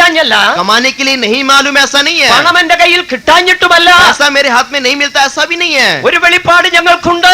एक प्रकाश हमें है, ദൈവം ഞങ്ങൾക്ക് തരുന്നെല്ലാം ദൈവജനത്തിനു വേണ്ടിയാണ്. और जो कुछ प्रभु हमको देता है सब परमेश्वर के लोगों के लिए है। പ്രകാരം പ്രതിഷ്ഠിക്കപ്പെട്ട ശുശ്രൂഷകരെ ഈ ദൈവരാജ്യത്തിന്റെ സേവകരാക്കി और हम देखते हैं ऐसे प्रतिष्ठित समर्पित लोगों को परमेश्वर के राज के सेवक बना देता है। രാവും പകലും ഉപദേശിച്ച് ജനത്തെ തികവിലേക്ക് रात നടത്തും. और दिन उपदेश देकर के लोगों को सिद्धता में बढ़ाते हैं। നാലാമത്, ഈ ദൈവരാജ്യത്തിന് ഒരു പ്രമാണമുണ്ട്, നിയമം. और चौथी बात है, परमेश्वर के इस राज्य के लिए एक व्यवस्था, एक नियम है। ഈ ദൈവരാജ്യത്തിന്റെ നിയമം എന്താണ്? ये परमेश्वर की राज की व्यवस्था नियम क्या है? ആ നിയമത്തിന്റെ ഒരു സംക്ഷിപ്ത രൂപം യേശുവിന്റെ ഗിരിപ്രഭാഷണത്തിൽ കാണാം. और उस नियम का जो बात है उस यीशु मसीह के पहाड़ी उपदेश में हम देख सकते हैं। ഒരു വിശ്വാസി ജീവിപ്പാൻ ആവശ്യമായ പ്രമാണമാണ് ഗിരിപ്രഭാഷണം. और एक विश्वासी के लिए जीवन बिताने के लिए आवश्यक बातें पहाड़ी उपदेश में है। മത്തായിയുടെ സുവിശേഷം 5, 6, 7 അധ്യായങ്ങൾ വീട്ടിൽ പോയി നല്ലതുപോലെ ശ്രദ്ധിച്ചു വായിക്കണം. और मत्ती समाचार 5, 6, 7 आप ठीक से जाके घर में पढ़िए. അവിടെ യേശു ഇങ്ങനെ പറയുന്നു, वहाँ यीशु मसीह ऐसा बोलते हैं, സഹോദരനോട് നിസാര എന്ന് പറയുന്നവൻ ന്യായാധിപ സഭയുടെ മുൻപാകെ നിൽക്കും. यहाँ लिखा है कि जो भाई को निकम्मा करेगा महासभा में दंड के योग खड़ा होगा. മൂഢ എന്ന് പറഞ്ഞാൽ അഗ്നി നരകത്തിന് യോഗ്യനാണ്. और अरे मूर्ख बोलने से आपकी नरक के दंड योग होगा. അതാണ് ഈ ദൈവജനത്തിന് കൊടുത്തിരിക്കുന്ന പ്രമാണം. ये परमेश्वर के लोगों को दिया गया व्यवस्था. സഹോദരനോട് കോപിക്കുന്നവൻ കുലപാതകം ചെയ്യുന്നു. और जो भाई से गुस्सा करता है, नाराज करता है, वो हत्यारा होता है. ഇതാണ് ഈ സഭയ്ക്കുള്ള പ്രമാണം. ये कलीसिया के लिए व्यवस्था है. പിന്നെയും താഴോട്ട് പഠിക്കുന്നു, और नीचे पढ़ने से, സ്ത്രീയെ മോഹത്തോടെ നോക്കുന്നവൻ അവളോട് ഹൃദയം കൊണ്ട് വ്യഭിചാരം ചെയ്യും. और यदि स्त्री को अपने मुंह दुर्दृष्टि करता है तो उसे व्यभिचार किया जैसा है. അതുപോലെ തിരിച്ചും പുരുഷനെ സ്ത്രീ മോഹത്തോടെ നോക്കിയാൽ ഹൃദയം കൊണ്ട് വ്യഭിചാരം ചെയ്യും. और उसी प्रकार से उल्टा यदि स्त्री पुरुष को साथ करने से भी वो विचार जैसे है. എന്താണത് വ്യക്തമാക്കുന്നത്? इससे क्या समझते हैं? കണ്ണുമായി ഒരു നിയമം ചെയ്ത് ജീവിക്കണം. इसका मतलब आंख से एक वाचा बांध के जीवन बिताना है. ഒരു പഴയ നിയമ ഭക്തനായ ഇയ്യോബ് പറയുകയാണ്, एक पुराना नियम का भक्त अय्यूब कहता है, ഞാൻ എന്റെ കണ്ണുമായി ഒരു നിയമം ചെയ്തിരിക്കുന്നു. मैं अपने आंख से एक समझौता किया है. പുതിയ നിയമസഭയിൽ ജീവിക്കുന്നവർ ഇപ്രകാരം നിയമത്തിൽ ജീവിക്കുന്നവരായിരിക്കും. और नए नियम के लोग जो इस प्रकार के समझौते के साथ जीवन बिताना है. നാവുമായി നിയമം ചെയ്തവർ, और जीभ से समझौता किए हैं, കണ്ണുമായി നിയമം ചെയ്തവർ, आंख से समझौता किए हैं, ശരീരത്തിന്റെ അവയവങ്ങളുമായി നിയമം ചെയ്തവർ, शरीर के अंगों के साथ समझौता किए हैं. പിന്നെയും താഴോട്ട് പഠിക്കുന്നുണ്ട്, और नीचे नीचे पढ़ने से, നിന്റെ ശത്രുവിനെ സ്നേഹിപ്പീൻ, तो अपने शत्रु को प्रेम करना, ഉപദ്രവിക്കുന്നവർക്ക് വേണ്ടി പ്രാർത്ഥിപ്പീൻ. जो आपको तंग करते हैं उनके लिए प्रार्थना करना. പിന്നെയും താഴോട്ട് പഠിക്കുന്നു, और नीचे पढ़ने से, നിന്റെ നീതി മനുഷ്യർ കാണുക ചെയ്യരുത്, तू अपनी धार्मिकता मनुष्यों के सामने नहीं करना. പ്രാർത്ഥിക്കുമ്പോൾ ജാതികളെ പോലെ മുഖം വാടിക്കരുത്, और जब प्रार्थना करेगा तो चेहरा मुरझाना नहीं. മുറി അടച്ച് മുറിയിൽ കടന്ന് രഹസ്യത്തിൽ കാണുന്ന പിതാവിനോട് പ്രാർത്ഥിപ്പീൻ. कमरे बंद करके अपने पिता से गुप्त में प्रार्थना करना. 7-ാം അധ്യായം അവസാനിപ്പിക്കുന്നത് ഇങ്ങനെയാണ്, और 7वां अध्याय इस प्रकार से अंत करते हैं, നിങ്ങളുടെ സ്വർഗീയ പിതാവ് സൽഗുണപൂർണനായിരിക്കുന്ന പോലെ നിങ്ങളും സൽഗുണപൂർണരാകുവീൻ. आपका प्रभु जिस प्रकार से हर प्रकार से पवित्र है, सब बातों में पवित्र होना है. ഇതാണ് ഈ ദൈവരാജ്യത്തിന്റെ പ്രമാണം. यही है परमेश्वर की राज की व्यवस्था. അഞ്ചാമതായി ഈ രാജ്യത്തിനൊരു ശക്തിയുണ്ട്. और पांचवी बात, इस राज्य के लिए सामर्थ एक शक्ति ഈ है. ദൈവരാജ്യം എന്ന് പറയുന്നത് ശക്തിയുള്ളതാണ്. परमेश्वर का राज्य बोलने से सामर्थ है इसमें. ദൈവസഭ നിർജീവമല്ല. परमेश्वर का राज्य, परमेश्वर की कलीसिया निर्जीव नहीं है. ദൈവസഭ ചത്തവരുടെ കൂട്ടമല്ല. और परमेश्वर का जो राज्य कलीसिया है वो मरे का झुंड नहीं है. അത് ചത്ത അസ്ഥികൂടങ്ങളുമല്ല. और वो सूखी हड्डियों का ढेर भी नहीं है. ദൈവസഭയിൽ ദൈവശക്തിയുണ്ട്. परमेश्वर की कलीसिया में परमेश्वर की शक्ति होती है. ഉയരത്തിലെ ശക്തി, ऊपर की शक्ति, പരിശുദ്ധാത്മാവിന്റെ ശക്തി, पवित्र आत्मा की शक्ति, അവിടെ ശക്തി വ്യാപരിക്കുന്നു. वो शक्ति वहाँ व्यापृत होती है. രോഗികൾ സൗഖ്യമാകുന്നു. बीमार लोग चंगे होते हैं. ഭൂതങ്ങൾ അലറിയോടുന്നു. दुष्ट आत्माएं भाग जाती है. ദൈവസഭയിൽ ഇതൊക്കെ ഉണ്ടെന്ന്. ये सब परमेश्वर की कलीसिया में होता है. ദൈവശക്തി ഉണ്ടെങ്കിൽ ഇതെല്ലാം ഉണ്ടായിരിക്കും. परमेश्वर की शक्ति होने से ये सब होता है. ദൈവസഭയിൽ കടന്ന് കാല് വെക്കുമ്പോൾ സൗഖ്യമുണ്ടാകും. और परमेश्वर की कलीसिया में पैर रखने से चंगाई शुरू होती है. ദൈവസഭയിൽ പ്രവേശിച്ച് ആരാധിക്കുമ്പോൾ ദൈവശക്തി വ്യാപരിക്കും, സൗഖ്യം. परमेश्वर के राज्य की कलीसिया में रखते ही अब हर प्रकार की चंगाई हमें मिलती है. എല്ലാ ഇരുട്ടും ശക്തികൾ सारे ഓടി. संसार अंधकार की शक्तियां दूर हो जाती है. ഇത് പരിശുദ്ധാത്മാവിന്റെ അത്യന്തമായ ശക്തിയാണ്. ये पवित्र आत्मा की असीम सामर्थ है. ആറാമതായി ഈ ദൈവരാജ്യത്തിന് ആയുധമുണ്ട്. और छठी बात है, इस परमेश्वर के राज के लिए हथियार है. ഈ പോരിന്റെ ആയുധം ജഡീകമല്ല. और ये जो लड़ाई का जो हथियार है वो सांसारिक नहीं ഒരു है. രാജ്യത്തിന്റെ ശക്തി അതിന്റെ ആയുധത്തിലാണ് അധിഷ്ഠിതമായിരിക്കുന്നത്. और किसी भी राज्य, किसी भी देश का जो ताकत है उसके हथियार में निहित है. ഭാരതം എത്ര വിശാലമാണെങ്കിലും ആയുധമില്ലെങ്കിൽ ഇത് ശക്തമല്ല. और यदि भारत कितना भी विशाल हो, इसके पास हथियार नहीं है तो उसमें ताकत नहीं होता है. ഇതുപോലെ ദൈവസഭയെ സംബന്ധിച്ച് ആയുധം പ്രധാനമാണ്. इसलिए परमेश्वर की कलीसिया के लिए हथियार आवश्यक है. 2 കൊരിന്ത്യർ 10:4 വായിക്കുന്നു, ഞങ്ങളുടെ പോരിന്റെ ആയുധം ജഡീകമല്ല.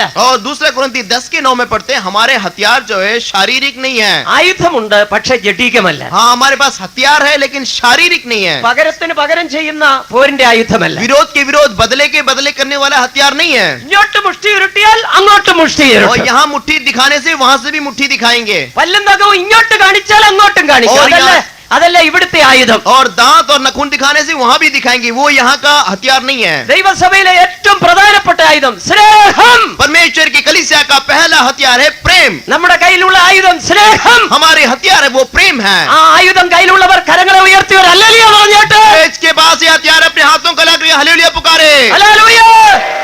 മനുഷ്യനെ കീഴ്പ്പെടുത്തുവാൻ ഇതിനേക്കാൾ വലിയ ശക്തമായ മറ്റൊരായുധം. मनुष्य किसी भी मनुष्य को अधीन करने के लिए प्रेम के अलावा कोई हथियार नहीं है. ആത്മീകമായ മറ്റു ചില ആയുധങ്ങളെ കുറിച്ച് എഫേസ്യ ലേഖനം 6-ാം അധ്യായത്തിൽ പറയുന്നു. और भी कुछ हथियार के बारे में एफएसी किताब 6वां अध्याय में पढ़ते हैं. രക്ഷ എന്ന ശിരസ്ത്രം, और उद्धार रूपी टोप है, നീതി എന്ന മാർക്കവചം, और धर्मी रूपी झलम है, കാലിന് സമാധാന സുവിശേഷം എന്ന ഒരുക്കമെന്ന और ചെരുപ്പ്, पैर के लिए मेल मिलाप की जूती है, അരയ്ക്ക് സത്യം എന്ന ബെൽറ്റ്, और कमर के लिए सत्य रूपी पटुका है, ഒരു കൈയിൽ ദൈവ വിശ്വാസം എന്ന പരിച, और एक हाथ में विश्वास रूपी ढाल है, മറു കൈയിൽ ദൈവവചനം എന്ന ആത്മാവിന്റെ വാൾ, और दूसरे हाथ में परमेश्वर का वचन रूपी तलवार. ഇതാണ് പോരിന്റെ ആയുധം. यही है हमारा विरोध लड़ाई की हथियार. ഇത് ധരിച്ച് പോർക്കളത്തിൽ നിൽക്കുകയാണ്. और इस सब को पहनकर हम लड़ाई के मैदान में खड़े हैं. ഇതാണ് ആത്മീക ദൈവരാജ്യം. यही है आत्मिक परमेश्वर का ഈ राज्य. ആത്മീക ദൈവരാജ്യമായ സഭ ഇന്ന് ഭൂമിയിലുണ്ട്. और इस प्रकार के परमेश्वर के आत्मिक राज्य कलीसिया संसार में है. ഇതിന്റെ ഉത്ഭവം പെന്തിക്കോസ് നാളിലായിരുന്നു. और इसकी शुरुआत उस पेंतिकोस के दिन से शुरू हुआ. ദൈവസഭയുടെ ആരംഭം പെന്തിക്കോസ് നാളിലാണ്. परमेश्वर की कलीसिया का शुरुआत पेंतिकोस के दिन से हुआ. പെന്തിക്കോസ് നാളിൽ പരിശുദ്ധാത്മാവിനെ പകർന്നുകൊണ്ട് ദൈവസഭയ്ക്ക് ദൈവം തുടക്കം കുറിച്ചു. और परमेश्वर के उस दिन में पवित्र आत्मा को दे करके कलीसिया को शुरुआत किया. ഏതാണ്ട് 20ഓളം നൂറ്റാണ്ടുകളായി ദൈവം തന്റെ സഭയുടെ പണി ചെയ്തുകൊണ്ടിരിക്കുന്നു. और तकरीबन 20 शताब्दी के पहले से ही अपनी कलीसिया को शुरुआत कर दिया है. ആറാം യുഗമായ കൃപായുഗത്തിന്റെ ഒടുവിൽ और 6वां युग अनुग्रह युग के अंत में യേശു ക്രിസ്തു മടങ്ങി വരും. यीशु मसीह वापस लौट आएंगे. മടങ്ങി വരുമ്പോൾ ഈ ആത്മീക ദൈവരാജ്യമായ ദൈവസഭ ഭൂമിയിൽ നിന്നെടുക്കും. और ये आत्मिक जो परमेश्वर का राज्य कलीसिया है इस भूमि से इस संसार से उठा लिया जाएगा. അതോടുകൂടെ ആറാം യുഗമായ കൃപായുഗം इसी അവസാനിക്കും. के साथ 6वां युग समाप्त हो जाएगा. ആറാം യുഗമായ കൃപായുഗത്തിന് ശേഷം 6वां युग अनुग्रह का युग समाप्ति के बाद രണ്ട് യുഗങ്ങൾ വളരെ പ്രാധാന്യമർഹിക്കുന്നു. उसके बाद 2 युग बड़ा प्रधान है, महत्वपूर्ण है. ഒന്ന് ഉപദ്രവകാലം, രണ്ട് മഹോപദ്രവകാലം. 7ഉം 8ഉം യുഗങ്ങൾ. पहला 7वां है क्लेश का समय और 8वां है महाक्लेश का समय. അത് 7 വർഷക്കാലമായിരിക്കും. इसका पूरी जो अवधि है वो 7 साल का है. ആ 7 വർഷക്കാലത്തെ സാത്താന്യ സാമ്രാജ്യത്തിന്റെ അതിന്റെ ഫൈനലാണ്, അവസാനം. और ये जो 7 साल है शैतान के साम्राज्य का अंतिम दौर रहेगा. ഇന്ന് ലോകരാജ്യത്വം ജാതികളുടെ കയ്യിലാണ്. अभी तो संसार का राज्य जातियों के हाथ में है. ആ ജാതീയ രാജ്യത്വത്തിന്റെ അവസാനമാണ് ഈ 7 വർഷ ഭരണം.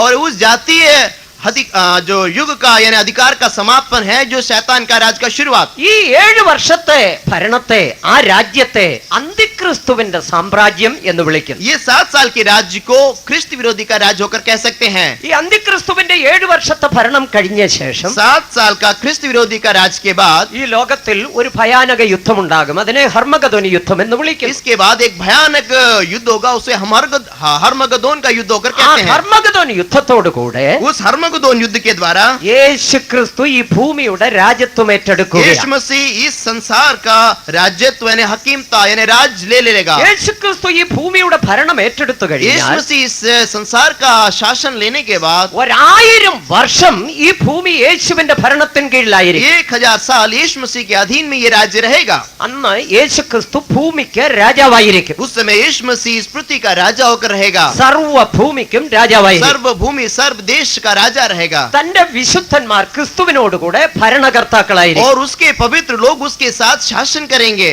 ആ 1000 വർഷത്തെ ഭരണത്തെ ദൈവരാജ്യത്തിന്റെ രണ്ടാം ഘട്ടമെന്ന് പഠിക്കുന്നു. और वो 1000 साल के राज्य को परमेश्वर के राज का दूसरा पहलू होकर हम देखते हैं. ഞാൻ ഇപ്പോൾ ഈ രണ്ട് രാജ്യത്വങ്ങളെയും തമ്മിൽ ഒന്ന് താരതമ്യപ്പെടുത്താൻ പോവുകയാണ്. और अभी मैं ये दोनों राज्यों के बीच में समानता तुलना बताने जा रहा हूँ. 7 വർഷത്തെ എതിർ ക്രിസ്തുവിന്റെ സാമ്രാജ്യം, और 7 साल का ख्रिस्त विरोधी का साम्राज्य, അന്നത്തെ ഭൂമിയിലെ ഭരണം, उस समय के पृथ्वी का राज्य, അന്നത്തെ ഭൂമിയിലെ രീതികൾ, उस समय के पृथ्वी की रीति रिवाज, അതിനുശേഷമുള്ള യേശുവിന്റെ 1000 ആണ്ട് ഭൂമിയിലെ ഭരണം. और उसके बाद 1000 साल के लिए यीशु मसीह का राज्य, 7 വർഷം 1000 വർഷം. और एक 7 साल का राज्य और 1000 साल का राज्य. ഈ രണ്ട് സാമ്രാജ്യങ്ങളിൽ ഏതിലൊന്നിലെങ്കിലും നിങ്ങൾ ഉൾപ്പെട്ടേ മതിയാകും. और इस दोनों साम्राज्य के बीच में किसी में भी आप उसमें सम्मिलित होना है. നിങ്ങൾ യേശുവിന്റെ വരവിൽ എടുക്കപ്പെട്ടില്ലെങ്കിൽ यीशु मसीह के आगमन में उठा लिए नहीं जाने से അന്തിക്രിസ്തുവിന്റെ 7 വർഷ സാമ്രാജ്യത്തിൽ നിങ്ങൾ തീർച്ചയായും അകപ്പെടും. और ख्रिस्त विरोधी के 7 साल के महाराज में आप प्रवेश कर पाएंगे. യേശുവിന്റെ വരവിൽ എടുക്കപ്പെട്ടാൽ यीशु मसीह के आगमन में उठा लिए जाने से 1000 ആണ്ട് യേശുവിനോടുകൂടെ ഭരണകർത്താക്കളായി ഭരിക്കാം. और 1000 साल यीशु मसीह के साथ शासन करेंगे.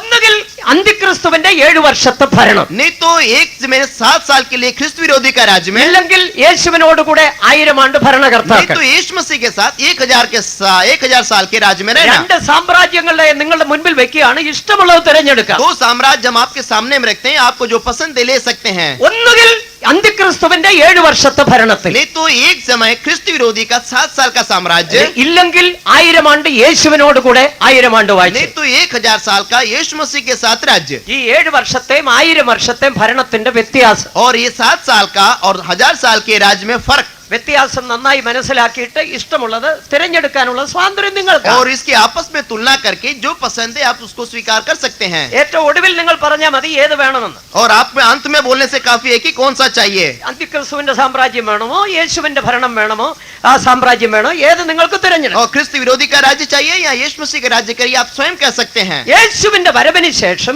7 വർഷം ഈ ഭൂമിയിൽ അന്തിക്രിസ്തുവിന്റെ ഭരണം ഉണ്ടാകും. यीशु मसीह के आगमन के बाद 7 साल इस संसार में ख्रिस्त विरोधी का राज्य रहेगा. ദൈവത്തിന് സ്തോത്രം. प्रभु की नाम की तारीफ हो. അന്ന് ഈ ഭൂമിയെ ഭരിക്കുന്നത് 3 ശക്തികൾ ചേർന്നാണ് 7 വർഷം ഭരിക്കുന്നത്. और 7 साल जो है इस पृथ्वी को 3 शक्ति मिलकर राज्य करेंगे. ചാർട്ടിന്റെ ഈ ഭാഗത്ത് ചെറുതായി രേഖപ്പെടുത്തിയിട്ടുണ്ട്. ये चार्ट के पीछे में अब संक्षिप्त में ये लिखा गया है, നിങ്ങൾക്ക് കാണാൻ കഴിയുമോ എന്ന് എനിക്ക് സംശയമുണ്ട്. और आप देख पाते हैं करके मुझे शक है. വെളിപ്പാട് പുസ്തകം 13-ാം അധ്യായത്തിൽ ഈ പൈശാചിക തൃത്വ ശക്തികളെ ചിത്രീകരിച്ചിരിക്കുന്നു. और यहाँ प्रकाशित वाक्य 13वां अध्याय के 8वें वचन में ये शैतान की शक्ति के बारे में 7 വർഷം ഈ ഭൂമിയെ ഭരിക്കുന്ന പൈശാചിക തൃത്വ ശക്തി. हम देखते हैं कि 7 साल ख्रिस्त विरोधी के राज्य में करने वाला त्रिशक्ति. ഒന്നാമത്തെ ശക്തിയാണ് മഹാസർപ്പം.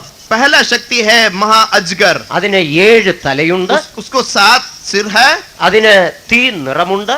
और उसको തീ നിറം आग का रंग है, അതിനൊരു നീണ്ട വാലുണ്ട്. और उसको एक लंबी एक पूंछ है. ഈ മഹാസർപ്പത്തെ പരിചയമുണ്ടോ? कि इस अजगर को आपको परिचय है क्या? ഏദെൻ തോട്ടത്തിൽ ആദം ഹവ്വമാരെ വഞ്ചിച്ച് വൃക്ഷഫലം തീറ്റിച്ച് തള്ളിയിട്ട ആ മഹാസർപ്പം. और ये है आदन बगीचा में आदम और हव्वा को धोखा देकर उनको गिराया हुआ ये सर्प है महा. അന്നു തൊട്ട് ഭൂവാസികളെ മുഴുവൻ തെറ്റിച്ചുകൊണ്ടിരിക്കുക. उस दिन से लेकर के पृथ्वी के सारे लोगों को ये धोखा देते रहता है. ഭൂതലത്തെ മുഴുവൻ തെറ്റിച്ചു കളഞ്ഞ മഹാസർപ്പമെന്നാണ്. और पृथ्वी के सारे लोगों को धोखा देकर गिरा दिया हुआ बड़ा अजगर है. ഇപ്പോഴിത് പൂർണ്ണ ശക്തിയോടെ പ്രവർത്തിക്കുന്നില്ല. अभी ये पूर्ण सामर्थ के साथ काम नहीं करता है. അതിന്റെ കാരണം എന്താണെന്ന് അറിയാം? इसका कारण क्या मालूम है? ദൈവത്തിന്റെ സഭയും പരിശുദ്ധാത്മാവും ഭൂമിയിൽ ഉള്ളതുകൊണ്ട്. क्योंकि परमेश्वर की कलीसिया और पवित्र आत्मा इस संसार में है. ദൈവത്തിന്റെ വിശുദ്ധന്മാരെയും ദൈവസഭയും സാത്താന് ഭയമാണ്. और परमेश्वर की कलीसिया और परमेश्वर के पवित्र लोगों को ये शैतान डरता है. അപ്പോസ്തലനായ പൗലോസ് പറയുന്നു, प्रेरित पौलुस यूं कहता है, സമാധാനത്തിന്റെ ദൈവമോ സാത്താനെ വേഗത്തിൽ നിങ്ങളുടെ കാൽക്കീഴെ ചതച്ചു കളയും. और यानी कि शांति का परमेश्वर बहुत जल्दी है इस शैतान को तुम्हारे पैरों से कुचलवा देगा. ഈ മഹാസർപ്പത്തെ വിശുദ്ധന്മാർ അവരുടെ കാൽക്കീഴെ മെതിക്കുന്നു. और बहुत जल्दी ये शैतान को पवित्र लोग अपने पैरों से कुचल डालेंगे. അതുകൊണ്ട് വിശുദ്ധന്മാരുടെ കാല് കാണുമ്പോ ഈ സാത്താന് പേടിയാ. इसलिए जब पवित्र लोगों का पैर देखता है ये शैतान डरता है. ദൈവത്തിന് സ്തോത്രം. प्रभु के नाम की तारीफ हो. അപ്പോൾ ഒരുപക്ഷെ ചിന്തിക്കും, നമുക്ക് സാത്താനെ മെതിക്കാൻ കഴിയുമോ? तो अभी हम हमारे जीवन में एक सवाल उठता है कि हम शैतान को पैरों से कुचल सकते हैं क्या? യേശു ക്രിസ്തു കാൽവറിയിൽ സാത്താന്റെ തലയെ ചതച്ച് यीशु मसीह कलवरी क्रूस पर शैतान के सिर को उखाड़ डाला ഒരു പകുതി കൊന്നിട്ട് ബാക്കി നമ്മുടെ കയ്യിൽ തന്നിരിക്കും. और आधा मारने के बाद अधमुआ करने के बाद हमारे पास डाल दिया है. ഉദാഹരണമായി പറഞ്ഞ പൂച്ച എലിയെ പിടിക്കുന്നത് പോലെ और उदाहरण के तौर पर जिस प्रकार से बिल्ली चूहों को पकड़ती है വലിയ പൂച്ച എലിയെ പിടിച്ച് പകുതി കൊല്ലും. और बड़ी जो बिल्ली है चूहे को पकड़कर आधा मार देती है. എന്നിട്ട് കുട്ടി പൂച്ചകളുടെ അടുത്തോട്ട് ഇട്ട് കൊടുക്കും. उसके बाद छोटी छोटी बिल्लियों के सामने डाल देती है അത് പതിയെ അതിനെ അടിച്ച് കളിക്കുന്ന പോലെ. और उसके बाद धीरे धीरे जो बच्चियां हैं उसको मार के खेलती है. നമ്മുടെ കർത്താവ് സാത്താനിന്റെ തലയെ കാൽവറിയിൽ ചതച്ച് हमारा ബാക്കി प्रभु ने- നമ്മുടെ പക്കൽ ഏൽപ്പിച്ചിരിക്കുന്നു. हमारा प्रभु ने कलवरी क्रूस पर शैतान को आधा मार दिया और आधा हमारे हाथ में सौंप दिया है. അതുകൊണ്ട് ദൈവജനം സാത്താനെ ഭയപ്പെടില്ല. इसलिए परमेश्वर के लोग शैतान से नहीं डरना. യേശുവിന്റെ തലയെ ചതച്ചിരിക്കുന്നു. यीशु मसीह उसके सिर को कुचल डाला है. വിശുദ്ധ സഭയും പരിശുദ്ധാത്മാവും ഭൂമിയിൽ ഉള്ളിടത്തോളം पवित्र कलीसिया और पवित्र आत्मा इस संसार में है, इसलिए ഈ സാത്താന് പൂർണ്ണ ശക്തിയോടെ പ്രവർത്തിപ്പാൻ ये കഴിയില്ല. शैतान पूरी सामर्थ्य से काम नहीं कर पाता है. എന്നാൽ ദൈവസഭ ഭൂമിയിൽ നിന്ന് എടുക്കപ്പെടുമ്പോൾ परमेश्वर की कलीसिया इस संसार से उठा लिए जाने के बाद സാത്താൻ മുഴു ശക്തിയോടെ ഒരു 7 വർഷം ഭരിക്കും. शैतान पूरी ताकत से 7 साल राज करेगा. സാത്താൻ ഈ മുഴു ഭൂമിയുടെയും അധികാരം ഏറ്റെടുത്തു കഴിഞ്ഞാൽ शैतान इस संसार का पूरा अधिकार अपने हाथ में लेने के बाद മുഴു ലോകത്തിനും ഒരൊറ്റ രാഷ്ട്രീയ നേതാവിനെ അഭിഷേകം ചെയ്യും. और पूरे संसार के लिए एक राष्ट्रीय नेता को चुनेगा, अभिषेक करेगा. വളരെ വിശദീകരിക്കേണ്ട ഭാഗമാണ്, സമയപരിമിതി കൊണ്ട് ഒറ്റവാക്കിൽ പറയുക. और ये बहुत तो विचार करने का समय बात है, लेकिन समय कम है करके मैं संक्षिप्त में ആ कहता हूं. രാഷ്ട്രീയ നേതാവിനെ വെളിപ്പാട് പുസ്തകം 13-ാം അധ്യായത്തിൽ ഒരു മൃഗത്തോട് ഉപമിക്കുന്നു. और इस राष्ट्रीय नेता को प्रकाशित वाक्य के 13वां अध्याय में एक पशु से तुलना किया गया है. സമുദ്രത്തിൽ നിന്ന് കരേറി വരുന്ന മൃഗം, समुद्र में से निकलते आने वाला एक मृग, पशु. സിംഹത്തിന് സദൃശ്യമായ തല, और उसको सिंह की नाई है, चेहरा है. പുള്ളിപ്പുലിയുടെ ഉടൽ, और उसके बाद चीते की नाई है वो, കരടിയുടെ കാൽ, और भालू की नाई पैर है, 10 കൊമ്പുകൾ അതിനുണ്ട്. और 10 सिंग उसमें है. ഇത് അക്ഷരാർത്ഥത്തിൽ ഒരു മൃഗമല്ല, और ये अक्षरिक तौर पर कोई पशु नहीं है. മുഴുലോകത്തെയും ഒരൊറ്റ ശക്തിയായി ഭരിക്കുന്ന ഒരു രാഷ്ട്രീയ നേതാവാണ്. ये पूरे संसार भर को एक ही राष्ट्रीय तौर पर चलाने वाला एक व्यक्ति है. ബൈബിൾ പ്രവചനത്തിന്റെ അടിസ്ഥാനത്തിൽ യൂറോപ്പിൽ നിന്ന് അങ്ങനെ ഒരു ശക്തി രംഗത്തേക്ക് വരും. और धर्मशास्त्र के बुनियाद के तौर पर हम कहते हैं ये जो व्यक्ति है यूरोप में से निकलेगा. ആ ശക്തികൾക്ക് ഒരു നേതാവ് ഉണ്ടാകും, അതാണ് അന്തിക്രിസ്തു. और उस शक्तियों का एक नेता होगा, उसे हम ख्रिस्त विरोधी कहते हैं. ഈ അന്തിക്രിസ്തു എന്ന് പറയുന്ന മൃഗം ये ख्रिस्त विरोधी बोलने वाले पशु को ലോകം കണ്ടിട്ടുള്ളതിലേക്കും ഏറ്റവും ഭയങ്കരനായ ഒരു രാഷ്ട്രീയ നേതാവായിരിക്കും. और ये जो दुनिया अभी तक नहीं देखा ऐसा भयंकर एक राजनीतिक नेता होगा. ലോക ചരിത്രം പഠിക്കുമ്പോൾ പല ഭീകര നേതാക്കന്മാരെ കണ്ടിട്ടുണ്ട്. जब संसार का इतिहास पढ़ते हैं तो कुछ भयंकर शासन तंत्रों को हम देखते हैं. അതിൽ അറിയപ്പെട്ട ഒരാളാണ് ഹിറ്റ്ലർ. और उसमें से जाना पहचाना एक शासक है हिटलर. ഈ ഹിറ്റ്ലറുടെ ഭരണത്തിന് കീഴിൽ എന്തുമാത്രം യഹൂദന്മാർ കൊല്ലപ്പെട്ടു. इस हिटलर शासक के अधीन में कितने यहूदी लोग मारे गए. 60 ലക്ഷം യഹൂദന്മാരെയാണ് ഹിറ്റ്ലർ ഗ്യാസ് ചേംബറിൽ കരിച്ചു കളഞ്ഞത്. और 60 लाख यहूदियों को इस हिटलर ने गैस चैम्बर में मार डलवाया. അന്ന് ഉണ്ടായ പീഡ ഭയങ്കരമായിരുന്നു. उस दिन की पीड़ा जो तो भयंकर थी. മുസോളിനി അതുപോലെ ഒരു നേതാവായിരുന്നു. मुसोलिनी बोल के एक व्यक्ति था. റോമൻ ഭരണ ചക്രവർത്തിമാർ ക്രൂരരായ നേതാക്കന്മാരായി. और जो रोमी जो शासक लोग बड़े क्रूर लोग थे. അതിൽ ഒരാളായിരുന്നു നീറോ. उसमें से एक था नीरो. നീറോയുടെ ചരിത്രം പഠിച്ചാൽ തന്റെ ഭരണം എത്ര ഭീകരമായിരുന്നു. അടിച്ചമർത്തി ഭരിച്ചു. नीरो का इतिहास पढ़ने से उसका जो शासन कितना भयंकर था करके हम जान सकते हैं. എന്നാൽ ലോകം കണ്ടിട്ടുള്ളതിലേക്കും ഭയങ്കര നേതാവ് വരാൻ പോകുന്നേ ഉള്ളൂ. अभी जो संसार देखा नहीं है उससे भी खतरनाक व्यक्ति अभी आने वाला है. റോമൻ ചക്രവർത്തിമാരെക്കാൾ, रोमी शासकों से ज्यादा, ഹിറ്റ്ലറേക്കാൾ, हिटलर से भी ज्यादा, മുസോളിനിയേക്കാൾ, मुसोलिनी से भी ज्यादा. മനുഷ്യനെ തിന്നുന്ന ഇദി അമീൻ എന്നൊരു ഉഗാണ്ടൻ പ്രസിഡന്റ് ഉണ്ട്. एक युगांडा का प्रेसिडेंट राष्ट्रपति था इदी अमीन, जो वो नरभक्षी था. പുള്ളിയുടെ ഭക്ഷണം എന്ന് പറയുന്ന മനുഷ്യന്റെ ചങ്കും കരളുമാണ്. और उस व्यक्ति का जो नरभक्षी का जो खाना था वो मनुष्य का हृदय और खून पीता था. ആശുപത്രിയിൽ മോർച്ചറിയിലേക്ക് ചെന്ന് സ്വന്തം കൈകൊണ്ട് മനുഷ്യ ശരീരത്തിന്റെ മാർവിടം പറിച്ചു കീറി ആ ചങ്കും കരളൂടെ എടുത്ത് നല്ല ചോക്ലേറ്റ് തിന്നുന്ന പോലെ തിന്നും. और ये जो इदी अमीन जो व्यक्ति था वो मोर्चरी में जाकर अपने हाथों से शव को फोड़ करके नीचे से हृदय कलेजा वगैरह निकाल कर चॉकलेट जैसा खाता था. തന്റെ ഫ്രിഡ്ജിനകത്ത് എപ്പോഴും മനുഷ്യന്റെ ചങ്കും കരളും ഒക്കെ കാണും. और उसके फ्रिज के अंदर में हर समय जो है मनुष्य का कलेजा, मनुष्य का हृदय उसके अंदर में खाने के लिए रखता था. അതിനേക്കാൾ ഭയങ്കരനായ ഒരു നേതാവ് വരാൻ പോകുന്നു. उससे भी भयंकर एक नेता आने वाला है. അന്തിക്രിസ്തു. वो ख्रिस्त विरोधी रहेगा. ഭരണം ഏറ്റവും ഭയങ്കരമായിരിക്കും. उसका तो राज्य बड़ा भयंकर रहेगा. മൂന്നാമത്തെ ശക്തിയാണ് കുഞ്ഞാടിന് സദൃശ്യമായ ഒരു മൃഗം. और तीसरी बात है कि मेमने के तुल्य वाला एक पशु. അതൊരു മതനേതാവാണ്. वो एक धार्मिक नेता रहेगा. യേശുക്രിസ്തുവിന്റെ വരവിനോട് അടുക്കുന്ന കാലഘട്ടത്തിൽ यीशु मसीह के आगमन के नजदीक में നാമധേയ ക്രിസ്തീയ സഭകൾ ഒരൊറ്റ ശക്തിയായി മാറ്റപ്പെടും. और नामधारी मसीह कलीसिया सब एक शक्ति होकर बदल जाएगा. അതിനെ മഹദിയം ബാബിലോൺ എന്നാണ് ബൈബിൾ പറയുന്നത്. उसके बारे में बड़ा महान बाबुल करके कहा गया है. ഈ മഹദിയം ബാബിലോണിന് ഒരു നേതാവുണ്ട്. इस महान बाबुल के लिए भी एक नेता होता है. ബൈബിൾ അതിനെ കള്ളപ്രവാചകൻ എന്ന് വിളിക്കുന്നു. और बाइबल उसको जो है वो झूठा नबी, झूठा भविष्यद्वक्ता होकर पुकारता है. മഹാസർപ്പം, वो है महाअजगर, ക്രിസ്തു, ख्रिस्त विरोधी കള്ളപ്രവാചകൻ. और झूठा भविष्यद्वक्ता. ഈ മൂന്ന് ശക്തികൾ കൂടെ ഈ ഭൂമിയെ ഭരിക്കും. ये तीनों शक्ति मिलकर इस संसार को चलाएंगे. ഈ 7 വർഷം ഭൂമിയുടെ ഏറ്റവും വലിയ ദുരിതകാലമായിരിക്കും. और ये जो 7 साल इस पृथ्वी का सबसे अभागा और भयंकर युग ആ रहेगा. കാലഘട്ടത്തെ കുറിച്ചാണ് യേശു പറയുന്നത്. उस जमाने के बारे में यीशु मसीह कहते हैं ഈ ലോകമുണ്ടായ നാൾ മുതൽ ഇതുവരെയും സംഭവിച്ചിട്ടില്ലാത്തതും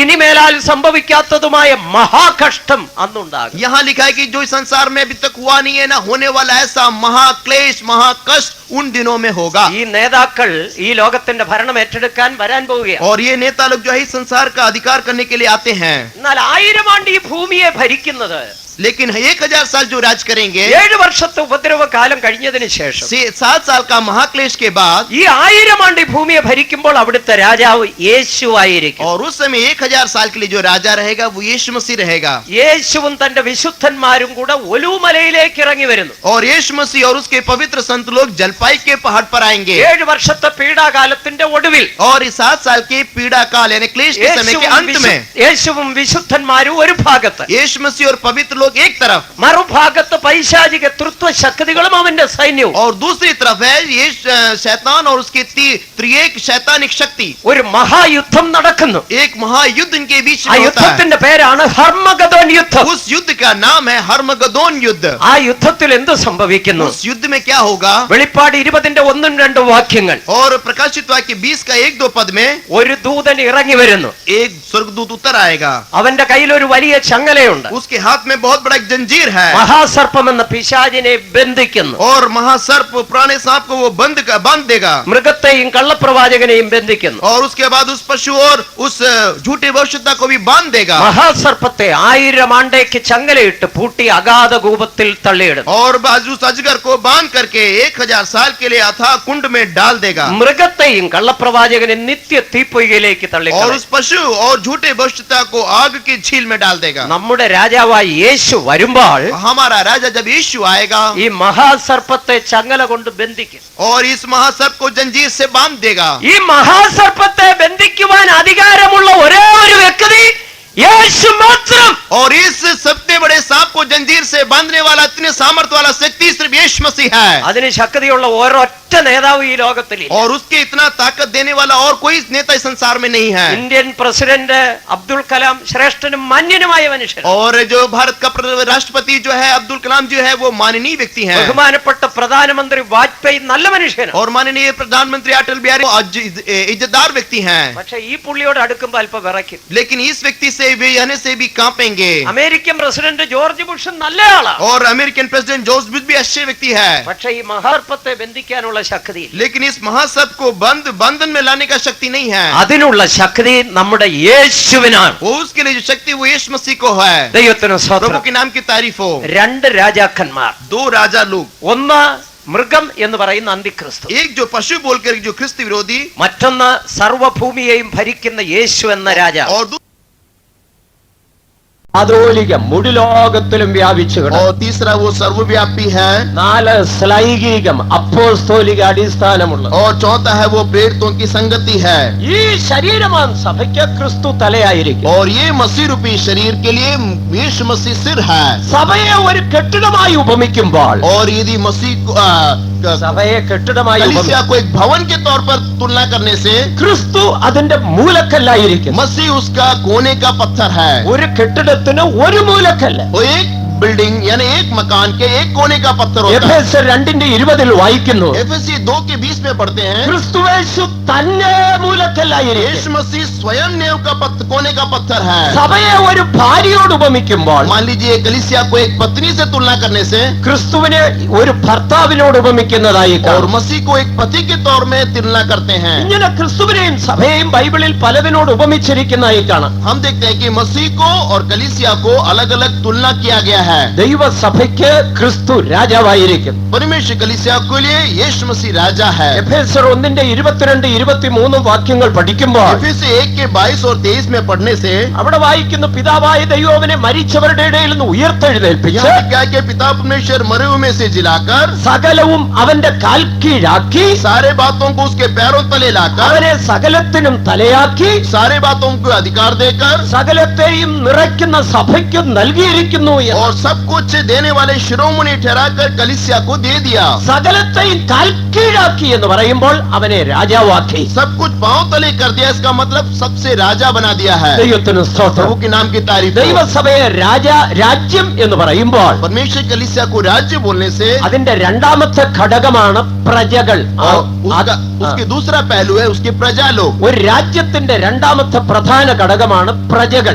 एक राज्य का दूसरा जो खासियत है कि उनके प्रजा लोग, ഈ ദൈവരാജ്യമാകുന്ന സഭയിലെ പ്രജകൾ ആരാണ്? और इससे परमेश्वर की कलीसिया के प्रजा लोग कौन है? പരിശുദ്ധാത്മാവിനാൽ നിറയപ്പെട്ടവർ. परमेश्वर की पवित्र आत्मा से भरे हुए लोग. ഒരു കാര്യം വ്യക്തമായി മനസ്സിലാക്കണം. एक बात आप स्पष्ट तरीके से समझना है, പരിശുദ്ധാത്മാവിനെ പ്രാപിക്കാത്ത ഒരു വ്യക്തിയും ദൈവസഭയ്ക്കകത്തല്ല. इसका मतलब पवित्र आत्मा पाए हुए जो एक भी व्यक्ति जो है परमेश्वर की कलीसिया में नहीं है. ഒരുപക്ഷെ നിങ്ങൾ ക്രിസ്തീയ കുടുംബത്തിൽ ജനിച്ചവരായിരിക്കും, हो सकता है मसीह जगत में आप शायद जन्म लिए होंगे, രക്ഷിക്കപ്പെട്ടിട്ടുണ്ടായിരിക്കും, उद्धार पाए होंगे, സ്നാനപ്പെട്ടിട്ടുമുണ്ടായിരിക്കും, बपतिस्मा लिए होंगे, ഒരുപക്ഷെ TPM സഭയുടെ അംഗവുമായിരിക്കും. हो सकता है कि टीपीएम कलीसिया के अंग भी हो सकते हैं. പക്ഷെ ദൈവസഭയുടെ അംഗമായി തീരണമെങ്കിൽ പരിശുദ്ധാത്മാവിനെ लेकिन പ്രാപിക്കും. परमेश्वर कलीसिया का अंग बनना है तो पवित्र आत्मा पाना आवश्यक है. പരിശുദ്ധാത്മാവിന്റെ അഭിഷേകത്താലാണ് ദൈവസഭയുടെ അംഗമായി തീരുന്നത്. और पवित्र आत्मा के अभिषेक के द्वारा परमेश्वर कलीसिया का सदस्य ने ഈ अंग बनता है. രാജ്യത്തിന്റെ പ്രജകൾ പരിശുദ്ധാത്മാവിനെ പ്രാപിച്ചവരാണ്. इस राज्य के प्रजा लोग पवित्र आत्मा का अभिषेक पाना है. അത് മാത്രമല്ല, ഇവർ ആത്മാവിനാൽ പരിശുദ്ധ ജീവിതം ചെയ്യുന്നവരാണ്. इतना ही नहीं, आत्मा के द्वारा ये पवित्र जीवन बिताते हैं, ക്രിസ്തീയ ജീവിതം വിശുദ്ധ ജീവിതമാണ്. क्योंकि मसीह जीवन पवित्रता ही का जीवन है. ദൈവസഭയുടെ അടിസ്ഥാന യോഗ്യതകളിൽ ഒന്നാണ് വിശുദ്ധി. परमेश्वर की जो मूल मंत्र है उसमें से एक है पवित्रता ही. പ്രിയ സ്നേഹിതരെ, നിങ്ങൾ എപ്രകാരം ഒരു ജീവിതം നയിക്കുന്നു? प्रिय लोग, आप किस प्रकार का जीवन बिताते हैं? പ്രാർത്ഥനയും പാട്ടും ആരാധനയും ഒക്കെ ഉണ്ടായിരിക്കും. और गीत है, प्रार्थना है, आराधना है. നല്ല മനസ്സാക്ഷിയോടെ പറയാൻ കഴിയുമോ എന്റെ ജീവിതം ഒരു പരിശുദ്ധ ജീവിതമാണെന്ന്? शुद्ध विवेक के साथ आप कह सकते हैं कि मेरा जीवन एक पवित्र और शुद्ध है, പരിശുദ്ധ ജീവിതം ചെയ്യുന്നവർക്ക് മാത്രമേ സ്വർഗരാജ്യത്തിൽ പ്രവേശനമുള്ളൂ. क्योंकि पवित्र जीवन बिताने वालों को ही उस राज्य में प्रवेश कर सकते हैं, ദൈവം പരിശുദ്ധനാണ്, क्योंकि परमेश्वर पवित्र है. സ്വർഗരാജ്യം പരിശുദ്ധമാണ്. परमेश्वर का राज्य भी पवित्र है. യാതൊരു പാപത്തിനും അശുദ്ധിക്കും അവിടെ സ്ഥാനമില്ല. कोई भी पाप और अशुद्धि के लिए वहाँ जगह नहीं है, ഒരു പാപിയും അശുദ്ധനും അവിടെ പ്രവേശിക്കുകയുമില്ല. और एक पाप या दुष्ट वहाँ नहीं पहुँचेगा. ക്രിസ്തീയ ജീവിതത്തിന്റെ ഉദ്ദേശം പരിശുദ്ധ ജീവിതം ചെയ്യുക എന്നുള്ളത്. मसीह जीवन का उद्देश्य ये कि पवित्र जीवन बिताना. എന്തിന് ദൈവത്തിന്റെ സഭയിൽ ദൈവം നിങ്ങളെ കൊണ്ടുവന്നിരിക്കുന്നു? परमेश्वर कलीसिया में परमेश्वर लाया है ഒരു പരിശുദ്ധ ജീവിതം ചെയ്യുവാൻ. एक पवित्र जीवन बिताने के लिए. വിശുദ്ധിയായിരിക്കട്ടെ നമ്മുടെ അടിസ്ഥാനം. हमारी बुनियाद एक पवित्रता ही होने दे. പരിശുദ്ധത്തെ കുറിച്ച് ആഴമായ വെളിപ്പാട് ജീവിതത്തിൽ ഉണ്ടായിരിക്കും. हमारे जीवन में पवित्रता के बारे में गहरी प्रकटीकरण होना चाहिए. ഇല്ല എങ്കിൽ ദൈവസഭയ്ക്കകത്തല്ല. नहीं तो ऐसा नहीं तो परमेश्वर कलीसिया में आप नहीं है. ദൈവസഭയിലെ പ്രജകൾ പരിശുദ്ധമായി ജീവിക്കുന്നവരാണ്. परमेश्वर की कलीसिया के प्रजा लोग पवित्र होना है. ദൈവത്തിന് സ്തോത്രം. प्रभु के नाम की तारीफ हो. ഈ ദൈവരാജ്യത്തിന്റെ മൂന്നാമത്തെ ഘടകമാണ് സേവകർ, സെർവൻസ്. और इस राज्य की तीसरी खासियत है इसमें काम करने वाले सेवक लोग, ഏത് രാജ്യത്തിനും സേവകരുണ്ട്. क्योंकि हर एक राज्य के लिए उनके सेवक होते हैं. ഓരോ നിലയിൽ പ്രവർത്തിക്കുന്ന സേവകർ. अलग अलग स्तर में काम करने वाले लोग. ഈ ദൈവരാജ്യത്തിന്റെ സേവകരാരാണ്? और इस परमेश्वर के राज्य के सेवक कौन है? പ്രതിഷ്ഠിക്കപ്പെട്ട അപ്പോസ്തോലിക ശുശ്രൂഷകന്മാർ. और यहाँ लिखा कि प्रतिष्ठित और समर्पित प्रभु के प्रेरित लोग. അവരെ ദൈവരാജ്യത്തിന്റെ സേവകരായി നൽകിയിരിക്കുന്നു. उनको प्रभु के राज्य के सेवक होकर के उनको चुना गया है. പരിശുദ്ധാത്മാവിന്റെ അഭിഷേകം പ്രാപിച്ച ദൈവസഭയ്ക്ക്, परमेश्वर की पवित्र आत्मा पाए हुए कलीसिया को, ആ സഭയുടെ പൂർണ്ണതയ്ക്ക് വേണ്ടി തൃത്വദൈവം 3 അനുഗ്രഹങ്ങൾ നൽകിയിരിക്കുന്നു. और उनके कलीसिया की आशीष के लिए तृतीय परमेश्वर 3 प्रकार की आशीष देता है. 1 കൊരിന്ത്യർ 12:28 പഠിക്കുമ്പോൾ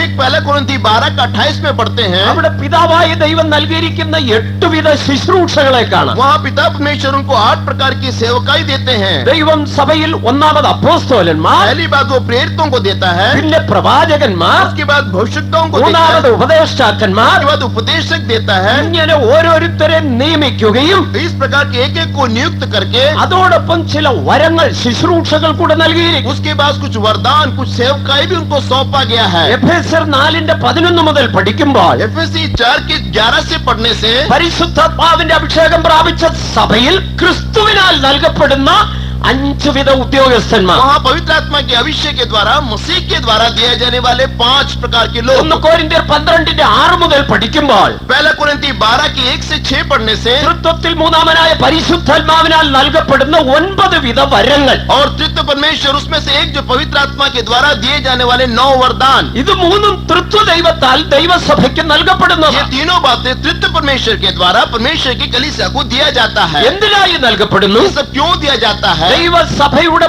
പൂർണ്ണതയ്ക്കായി परमेश्वर की कलीसिया की सिद्धता के लिए അഭിഷേകം പ്രാപിച്ച സഭ പൂർണ്ണപ്പെട്ട യേശുവിന്റെ വരവിൽ കാണപ്പെടണം. परमेश्वर कलीसिया पवित्र आत्मा द्वारा पूर्ण होकर के उसके आगमन में दिखाई देना. അതുകൊണ്ട് അഭിഷേകം പ്രാപിച്ച സഭയ്ക്ക് ഏറ്റവും പ്രധാനമാണ് ശുശ്രൂഷകർ. इसलिए पवित्र आत्मा पाए हुए कलीसिया को ये सेवक लोग बहुत ही आवश्यक है. ഈ ശുശ്രൂഷകർ ആരാണ്? ये सेवक लोग कौन है?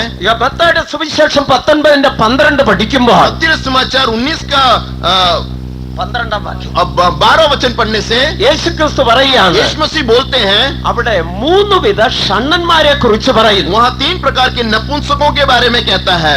ഒന്ന് മനുഷ്യരാൽ ഷണ്ണന്മാരാക്കപ്പെട്ട ഷണ്ണന്മാർ. और एक है जो मनुष्यों के द्वारा नपुंसक बनाए गए.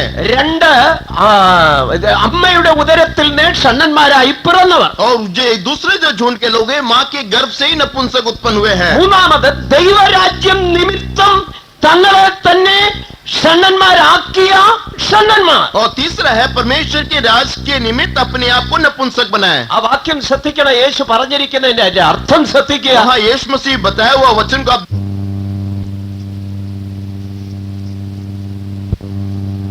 यहाँ लेके परमेश्वर के राज के लिए വേറൊരാളുടെ നിർബന്ധത്താലല്ല, തങ്ങളെ തന്നെ ഷണ്ണന്മാരാക്കിയ ഷണ്ണന്മാർ. अपने मजबूर दूसरे के दबाव में नहीं, अपने आप से परमेश्वर के राज के लिए नपुंसक बनाए गए. ഇവിടെ പറയുന്ന ദൈവരാജ്യം എന്ന് പറയുമ്പോൾ അതിന്റെ ഒരർത്ഥം ദൈവസഭ എന്നുള്ളതാണ്. यहाँ जो परमेश्वर का राज का जो कहने का मतलब परमेश्वर की कलीसिया है. ദൈവസഭ നിമിത്തം, यहाँ लिखेगी परमेश्वर की कलीसिया के निमित्त. വേറെ ആരും നിർബന്ധിച്ചല്ല, कोई भी दबाव से नहीं, തങ്ങളെ തന്നെ ഷണ്ണന്മാരാക്കി. अपने आप को नपुंसक बना दिए हैं. എന്ന് പറഞ്ഞാൽ പ്രതിഷ്ഠിക്കപ്പെട്ടവരെന്നർത്ഥം. इसका मतलब है कि अपने जीवन को उन्होंने समर्पित कर दिया है. ലോകത്തിൽ ജഡപ്രകാരമുള്ള ബന്ധം വേണ്ട എന്ന് പ്രതിഷ്ഠിച്ചവർ. संसार के तौर पर कोई रिश्ता नहीं चाहिए करके अपने आप को प्रतिष्ठा किए लोग. അവരാണ് ദൈവരാജ്യത്തിന്റെ ഈ സഭയുടെ സേവകർ, और वही है इस ശുശ്രൂഷകന്മാർ. परमेश्वर के राज के स्वर्ग राज के सेवक लोग. അപ്പോസ്തോലിക പ്രതിഷ്ഠയുള്ളതായ ശുശ്രൂഷകർ. प्रेरितों की संगत, प्रेरितों का उपदेश या प्रेरितों का प्रतिष्ठा रखने वाले लोग. ദൈവത്തിന് സ്തോത്രം. प्रभु के नाम की तारीफ हो. അവർ പ്രതിഷ്ഠിക്കപ്പെട്ടവരും ജഡപ്രകാരമുള്ള ബന്ധങ്ങൾ വേർപെട്ടവരുമാണ്. और प्रतिष्ठित के इतने नहीं, संसार के रिश्ते नाते से वे अलग किए गए हैं. അത്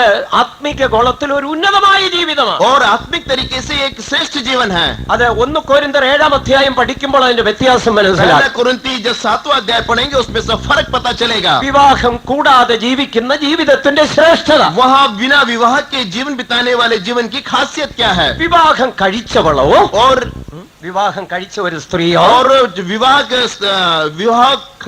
विवाह हुए एक स्त्री ഭർത്താവിനെ എങ്ങനെ പ്രസാദിപ്പിക്കണമെന്ന് വിചാരിച്ച ലോകത്തിനുള്ളത് ചിന്തിക്കുന്നു. हम देखते हैं कि कैसे अपने पति को प्रसन्न करना करके वो संसार में उसके बारे में सोचती रहती है. വിവാഹം കഴിയാത്തവളോ, और लेकिन जिसका विवाह नहीं हुआ है, ആത്മാവിലും ശരീരത്തിലും വിശുദ്ധയാകേണ്ടതിന് കർത്താവിനെ എങ്ങനെ പ്രസാദിപ്പിക്കാമെന്ന് വിചാരിച്ച് കർത്താവിനുള്ളത് ചിന്തിക്കുന്നു. और लेकिन आत्मा में और शरीर में कैसे पवित्रताई हो करके प्रभु के लिए सोचती है. ക്രിസ്തീയ ഗോളത്തിൽ അങ്ങനെ ഒരു ജീവിതമുണ്ട് പ്രിയമുള്ളവരെ. मसीह जगत में भी ऐसा जीवन है प्रिय लोगों. ദൈവരാജ്യ നിമിത്തം തങ്ങളെ തന്നെ ഷണ്ണന്മാരായി പ്രതിഷ്ഠിച്ച ജീവിതം. परमेश्वर के राज के लिए अपने लिए नपुंसक होकर प्रतिष्ठित करके जीवन बिताने वाले लोग. എന്തിനാണ് അങ്ങനെ ഒരു ജീവിതം?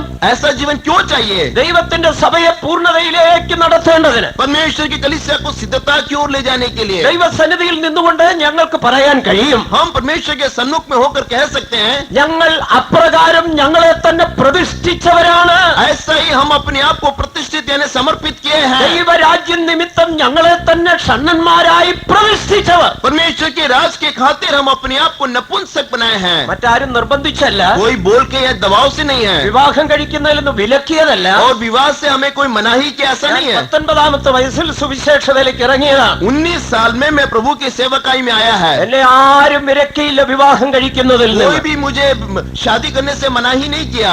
ഞാൻ സുവിശേഷതയിലേക്ക് വേണ്ടി വന്നപ്പോൾ എന്നോട് ചോദിച്ചു, നിനക്ക് വേണമെങ്കിൽ വിവാഹം കഴിക്കാം. जब सुसमाचार सेवा के लिए जब आया तो लोग ने पूछा कि ऐसा है तो कर सकता है. പക്ഷേ ഞാൻ ദൈവരാജ്യം നിമിത്തം എന്നെ തന്നെ പ്രതിഷ്ഠിച്ച ഒരു ഷണ്ണനായി और परमेश्वर के राज के खातिर मैं अपने आप को प्रतिष्ठित करके एक नपुंसक बनना चाहा. കഴിഞ്ഞ 24 വർഷമായി ഞാൻ അങ്ങനെ ജീവിക്കുന്നു.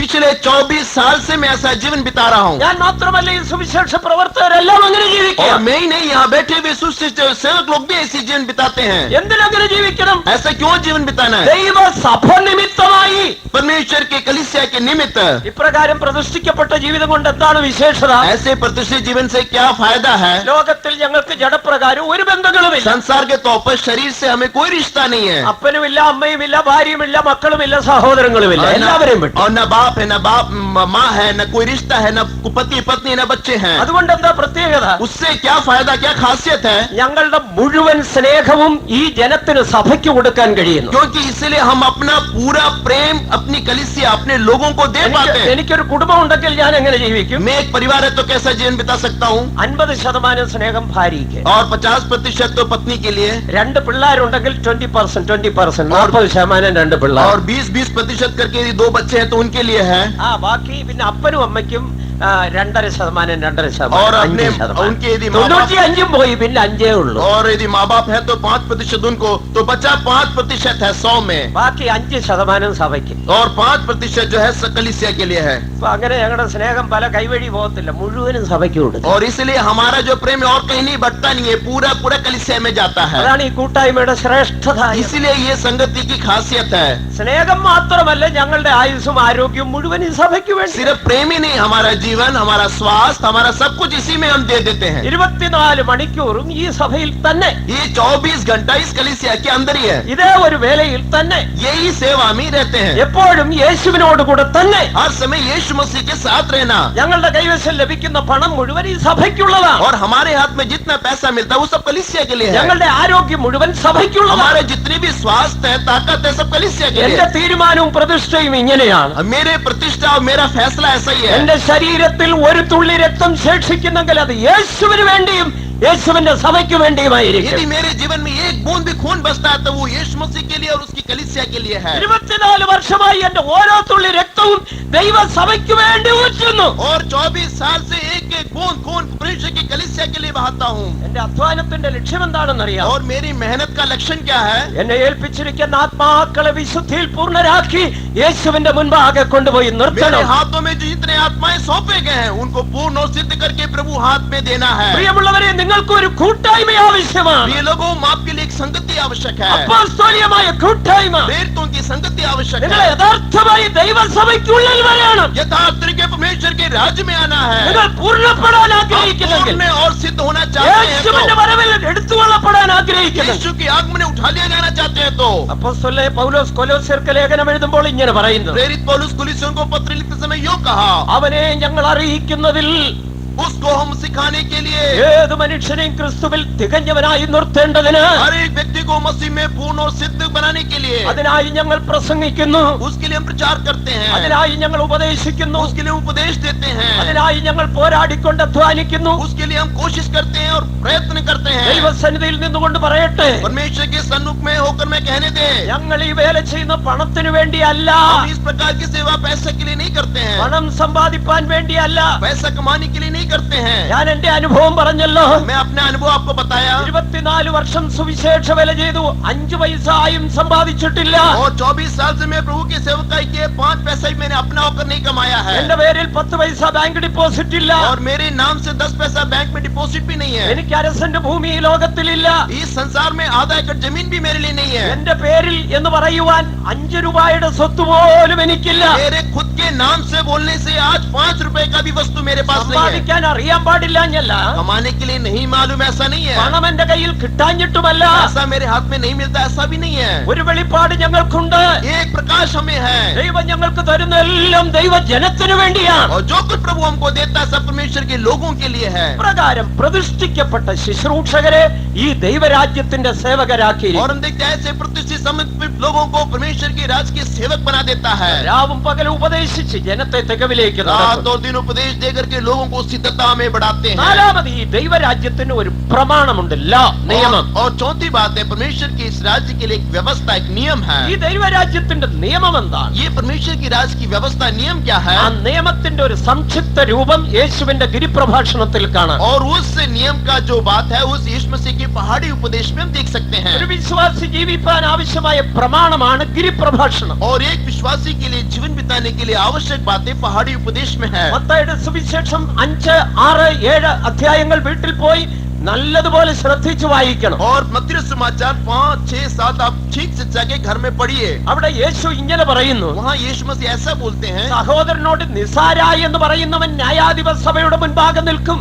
यहाँ लिखा है कि जो भाई को निकम्मा करेगा महासभा में दंड के योग खड़ा होगा। മൂഢ എന്ന് പറഞ്ഞാൽ അഗ്നി നരകത്തിന് യോഗ്യനാണ്. और अरे मूर्ख बोलने से आपकी नरक के दंड योग होगा। അതാണ് ഈ ദൈവജനത്തിന് കൊടുത്തിരിക്കുന്ന പ്രമാണം. ये परमेश्वर के लोगों को दिया गया व्यवस्था। സഹോദരനോട് കോപിക്കുന്നവൻ കുലപാതകം ചെയ്യുന്നു. और जो भाई से गुस्सा करता है, नाराज करता है, वो हत्यारा होता है। ഇതാണ് ഈ സഭയ്ക്കുള്ള പ്രമാണം. ये कलीसिया के लिए व्यवस्था है। പിന്നെയും താഴോട്ട് പഠിക്കുന്നു, और नीचे पढ़ने से, സ്ത്രീയെ മോഹത്തോടെ നോക്കുന്നവൻ അവളോട് ഹൃദയം കൊണ്ട് വ്യഭിചാരം ചെയ്യും. और यदि स्त्री को अपने मुंह दुर्दृष्टि करता है तो उसे व्यभिचार किया जैसा है। അതുപോലെ തിരിച്ചും പുരുഷനെ സ്ത്രീ മോഹത്തോടെ നോക്കിയാൽ ഹൃദയം കൊണ്ട് വ്യഭിചാരം ചെയ്യും. और उसी प्रकार से उल्टा यदि स्त्री पुरुष को साथ करने से भी वो विचार जैसे है। എന്താണത് വ്യക്തമാക്കുന്നത്? इससे क्या समझते हैं? കണ്ണുമായി ഒരു നിയമം ചെയ്ത് ജീവിക്കണം. इसका मतलब आंख से एक वाचा बांध के जीवन बिताना है। പഴയ നിയമ ഭക്തനായി ഇയ്യോബ് പറയുകയാണ്, एक पुराना नियम का भक्त अय्यूब कहता है, ഞാൻ എന്റെ കണ്ണുമായി ഒരു നിയമം ചെയ്തിരിക്കുന്നു. मैं अपने आंख से एक समझौता किया है। പുതിയ നിയമസഭയിൽ ജീവിക്കുന്നവർ ഇപ്രകാരം നിയമത്തിൽ ജീവിക്കുന്നവരായിരിക്കും. और नए नियम के लोग जो इस प्रकार के समझौते के साथ जीवन बिताना है। നാവുമായി നിയമം ചെയ്തവർ, और जीभ से समझौता किए हैं, കണ്ണുമായി നിയമം ചെയ്തവർ, आंख से समझौता किए हैं, ശരീരത്തിന്റെ അവയവങ്ങളുമായി നിയമം ചെയ്തവർ. शरीर के अंगों के साथ समझौता किए हैं। ഇനിയും താഴോട്ട് പഠിക്കുന്നുണ്ട്, और नीचे नीचे पढ़ने से, നിന്റെ ശത്രുവിനെ സ്നേഹിപ്പീൻ, तो अपने शत्रु को प्रेम करना, ഉപദ്രവിക്കുന്നവർക്ക് വേണ്ടി പ്രാർത്ഥിപ്പീൻ. जो आपको तंग करते हैं उनके लिए प्रार्थना करना। പിന്നെയും താഴോട്ട് പഠിക്കുന്നു, और नीचे पढ़ने से, നിന്റെ നീതി മനുഷ്യർ കാണുക ചെയ്യരുത്. तू अपनी धार्मिकता मनुष्यों के सामने नहीं करना। പ്രാർത്ഥിക്കുമ്പോൾ ജാതികളെ പോലെ മുഖം വാടിക്കരുത്. और जब प्रार्थना करेगा तो चेहरा मुरझाना नहीं। മുറിയടച്ച് മുറിയിൽ കടന്ന് രഹസ്യത്തിൽ കാണുന്ന പിതാവിനോട് പ്രാർത്ഥിപ്പീൻ. कमरे बंद करके अपने पिता से गुप्त में प्रार्थना करना। 7-ാം അധ്യായം അവസാനിപ്പിക്കുന്നത് ഇങ്ങനെയാണ്, और 7वां अध्याय इस प्रकार से अंत करते हैं, നിങ്ങളുടെ സ്വർഗീയ പിതാവ് സൽഗുണപൂർണനായിരിക്കുന്ന പോലെ നിങ്ങളും സൽഗുണപൂർണരാകുവീൻ. आपका प्रभु जिस प्रकार से हर प्रकार से पवित्र है, सब बातों में पवित्र होना है। ഇതാണ് ഈ ദൈവരാജ്യത്തിന്റെ പ്രമാണം. यही है परमेश्वर की राज की व्यवस्था। 5-ാമതായി ഈ രാജ്യത്തിനൊരു ശക്തിയുണ്ട്. और 5वीं बात, इस राज्य के लिए सामर्थ्य एक शक्ति ഈ है। ദൈവരാജ്യം എന്ന് പറയുന്നത് ശക്തിയുള്ളതാണ്. परमेश्वर का राज्य बोलने से सामर्थ्य है इसमें। ദൈവസഭ നിർജീവമല്ല. परमेश्वर का राज्य, परमेश्वर की कलीसिया निर्जीव नहीं है। ദൈവസഭ ചത്തവരുടെ കൂട്ടമല്ല. और परमेश्वर का जो राज्य कलीसिया है वो मरे का झुंड नहीं है। അത് ചത്ത അസ്ഥികൂടങ്ങളുമല്ല. और वो सूखी हड्डियों का ढेर भी नहीं है। ദൈവസഭയിൽ ദൈവശക്തിയുണ്ട്. परमेश्वर की कलीसिया में परमेश्वर की शक्ति होती है। ഉയരത്തിലെ ശക്തി, ऊपर की शक्ति, പരിശുദ്ധാത്മാവിന്റെ ശക്തി, पवित्र आत्मा की शक्ति, അവിടെ ശക്തി വ്യാപരിക്കുന്നു. वो शक्ति वहाँ व्यापृत होती है। രോഗികൾ സൗഖ്യമാകുന്നു. बीमार लोग चंगे होते हैं। ഭൂതങ്ങൾ അലറിയോടുന്നു. दुष्ट आत्माएं भाग जाती है। ദൈവസഭയിൽ ഇതൊക്കെ ഉണ്ടെന്ന്. ये सब परमेश्वर की कलीसिया में होता है। ദൈവശക്തി ഉണ്ടെങ്കിൽ ഇതെല്ലാം ഉണ്ടായിരിക്കും. परमेश्वर की शक्ति होने से ये सब होता है। ദൈവസഭയിൽ കടന്ന് കാല് വെക്കുമ്പോൾ സൗഖ്യമുണ്ടാകും. और परमेश्वर की कलीसिया में पैर रखने से चंगाई शुरू होती है। ദൈവസഭയിൽ പ്രവേശിച്ച് ആരാധിക്കുമ്പോൾ ദൈവശക്തി വ്യാപരിക്കും, സൗഖ്യം. परमेश्वर के राज्य की कलीसिया में रखते ही अब हर प्रकार की चंगाई हमें मिलती है। എല്ലാ ഇരുട്ടിന്റെ ശക്തികൾ सारे ഓടി. संसार अंधकार की शक्तियां दूर हो जाती है। ഇത് പരിശുദ്ധാത്മാവിന്റെ അത്യന്തമായ ശക്തിയാണ്. ये पवित्र आत्मा की असीम सामर्थ्य है। 6-ാമതായി ഈ ദൈവരാജ്യത്തിന് ആയുധമുണ്ട്. और छठी बात है, इस परमेश्वर के राज्य के लिए हथियार है। ഈ പോരിന്റെ ആയുധം ജഡീകമല്ല. और ये जो लड़ाई का जो हथियार है वो सांसारिक नहीं है। ഒരു രാജ്യത്തിന്റെ ശക്തി അതിന്റെ ആയുധത്തിലാണ് അധിഷ്ഠിതമായിരിക്കുന്നത്. और किसी भी राज्य, किसी भी देश का जो ताकत है उसके हथियार में निहित है। ഭാരതം എത്ര വിശാലമാണെങ്കിലും ആയുധമില്ലെങ്കിൽ ഇത് ശക്തമല്ല. और यदि भारत कितना भी विशाल हो, इसके पास हथियार नहीं है तो उसमें ताकत नहीं होता है। ഇതുപോലെ ദൈവസഭയെ സംബന്ധിച്ച്